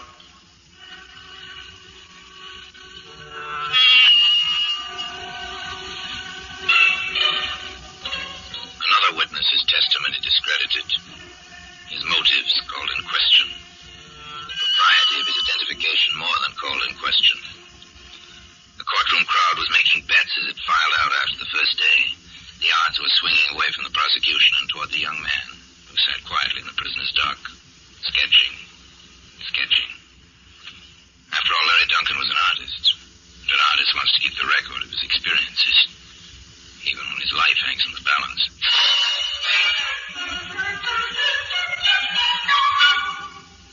Next day, the prosecution called May Hester. Miss Hester, how did you learn of this crime? In the newspapers. And how did you first connect the prisoner with it, in your mind? Well, when I saw the postcard in the paper, the one with the drawing on it, it was Larry's, Mr. Duncan's tile. I recognized it. What did you do? I called him on the phone. What happened? He asked me to give him an alibi. A false alibi? Yes. He wanted me to say that I'd been with him that night. And what did you do? I agreed. Then I thought it over and I went to the police. Very well, Miss Hester. Thank you. Cross-examine. Miss Hester, why did you go to the police? Well, I was afraid, I suppose. Had you been in love with Mr. Duncan? That is, yes. Uh-huh. Was he in love with you? I thought so. Have you ever heard of an emotion called jealousy, Miss Hester? It was over. I had no reason to be jealous. I submit, Miss Hester, that when you thought it over, when you realized that Mr. Duncan had apparently gone to this woman after his protestations to you, that you were not afraid, that you were jealous enough to want revenge. That's not so. That's not true. You were afraid. Of what? That this man might try to murder you? No, of course not. Larry, Mr. Duncan wouldn't hurt a fly. Miss Hester, when Mr. Duncan asked you for the alibi, did you know the time of the murder? No. No, sir. When did you learn of it? Here, in the medical testimony. Did of the death enter your mind when you went to the police? No, of course not. I ask you again, Miss Hester. Can you say you were motivated only by fear and not by jealousy or revenge? Yes. I was only afraid. Afraid of what? I was afraid that, well, even if he hadn't done it, and I had to swear falsely, I might get into trouble myself. And you were willing to sacrifice the reputation, perhaps even the life of the man you loved, because you were afraid to get into trouble. Objection, my lord. Irrelevant, incompetent, and immaterial. I withdraw the question. That is all, Miss Hester. Thank you very much. Thereafter, the prosecution rested their case, or what was left of it. Sir John called Larry Duncan as his first witness for the defense. Testimony was short. I didn't kill her. I left her at the rising sun that night, around midnight. I didn't kill her. Nor could the Crown's prosecutor shake his statement. Next and last witness for the defense, one David Wallace, a ticket agent on a suburban railroad. Mr. Wallace, what is your address? 26 St. Paul's Road. What time did you leave your house the morning after this killing? My regular time, sir. 5 minutes to 5. Uh-huh. Did you see anyone that morning? Yes, sir. A man going in the opposite direction. Only one man? Only one, sir. Are you conscious that you have a rather free-swinging stride? Oh, I do it on purpose, sir. It's good for you in the morning. With the permission of the court, I request a small demonstration. Proceed. Step down a moment, Mr. Wallace, please. Aye, sir. Now then, just turn up the collar of your coat. Thank you. Put on your hat, will you? Thank you. Now, will you walk, please, as you do in the mornings? Chest out, breathe deep and all. Please. Like this, sir.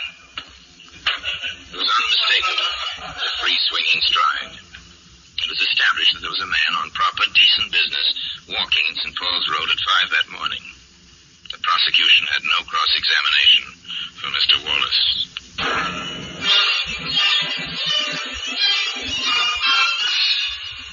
The Crown summed up. Sir John summed up. The judge's charge was brief and to the point. In cases such as this, if there is any reasonable doubt in your minds, gentlemen of the jury, it is incumbent on you to give the prisoner the benefit of that doubt. At 8:30 the same evening, the jury filed back into the box. The clerk solemnly intoned the old question. Have you reached a verdict? We have. Again the clerk spoke. What is your verdict? We find the accused not guilty.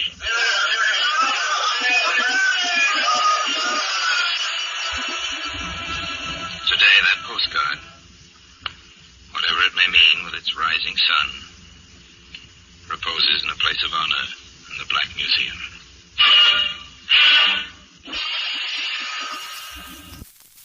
Well, my dear, it appears another night has come to a close. Perhaps the next one will be different. I sure hope so. All I know for certain is I hope to see you here again. On a dark night, when you feel not just lonely, but alone. I'll be here, waiting, quietly, with a smiling face and something chilling to share.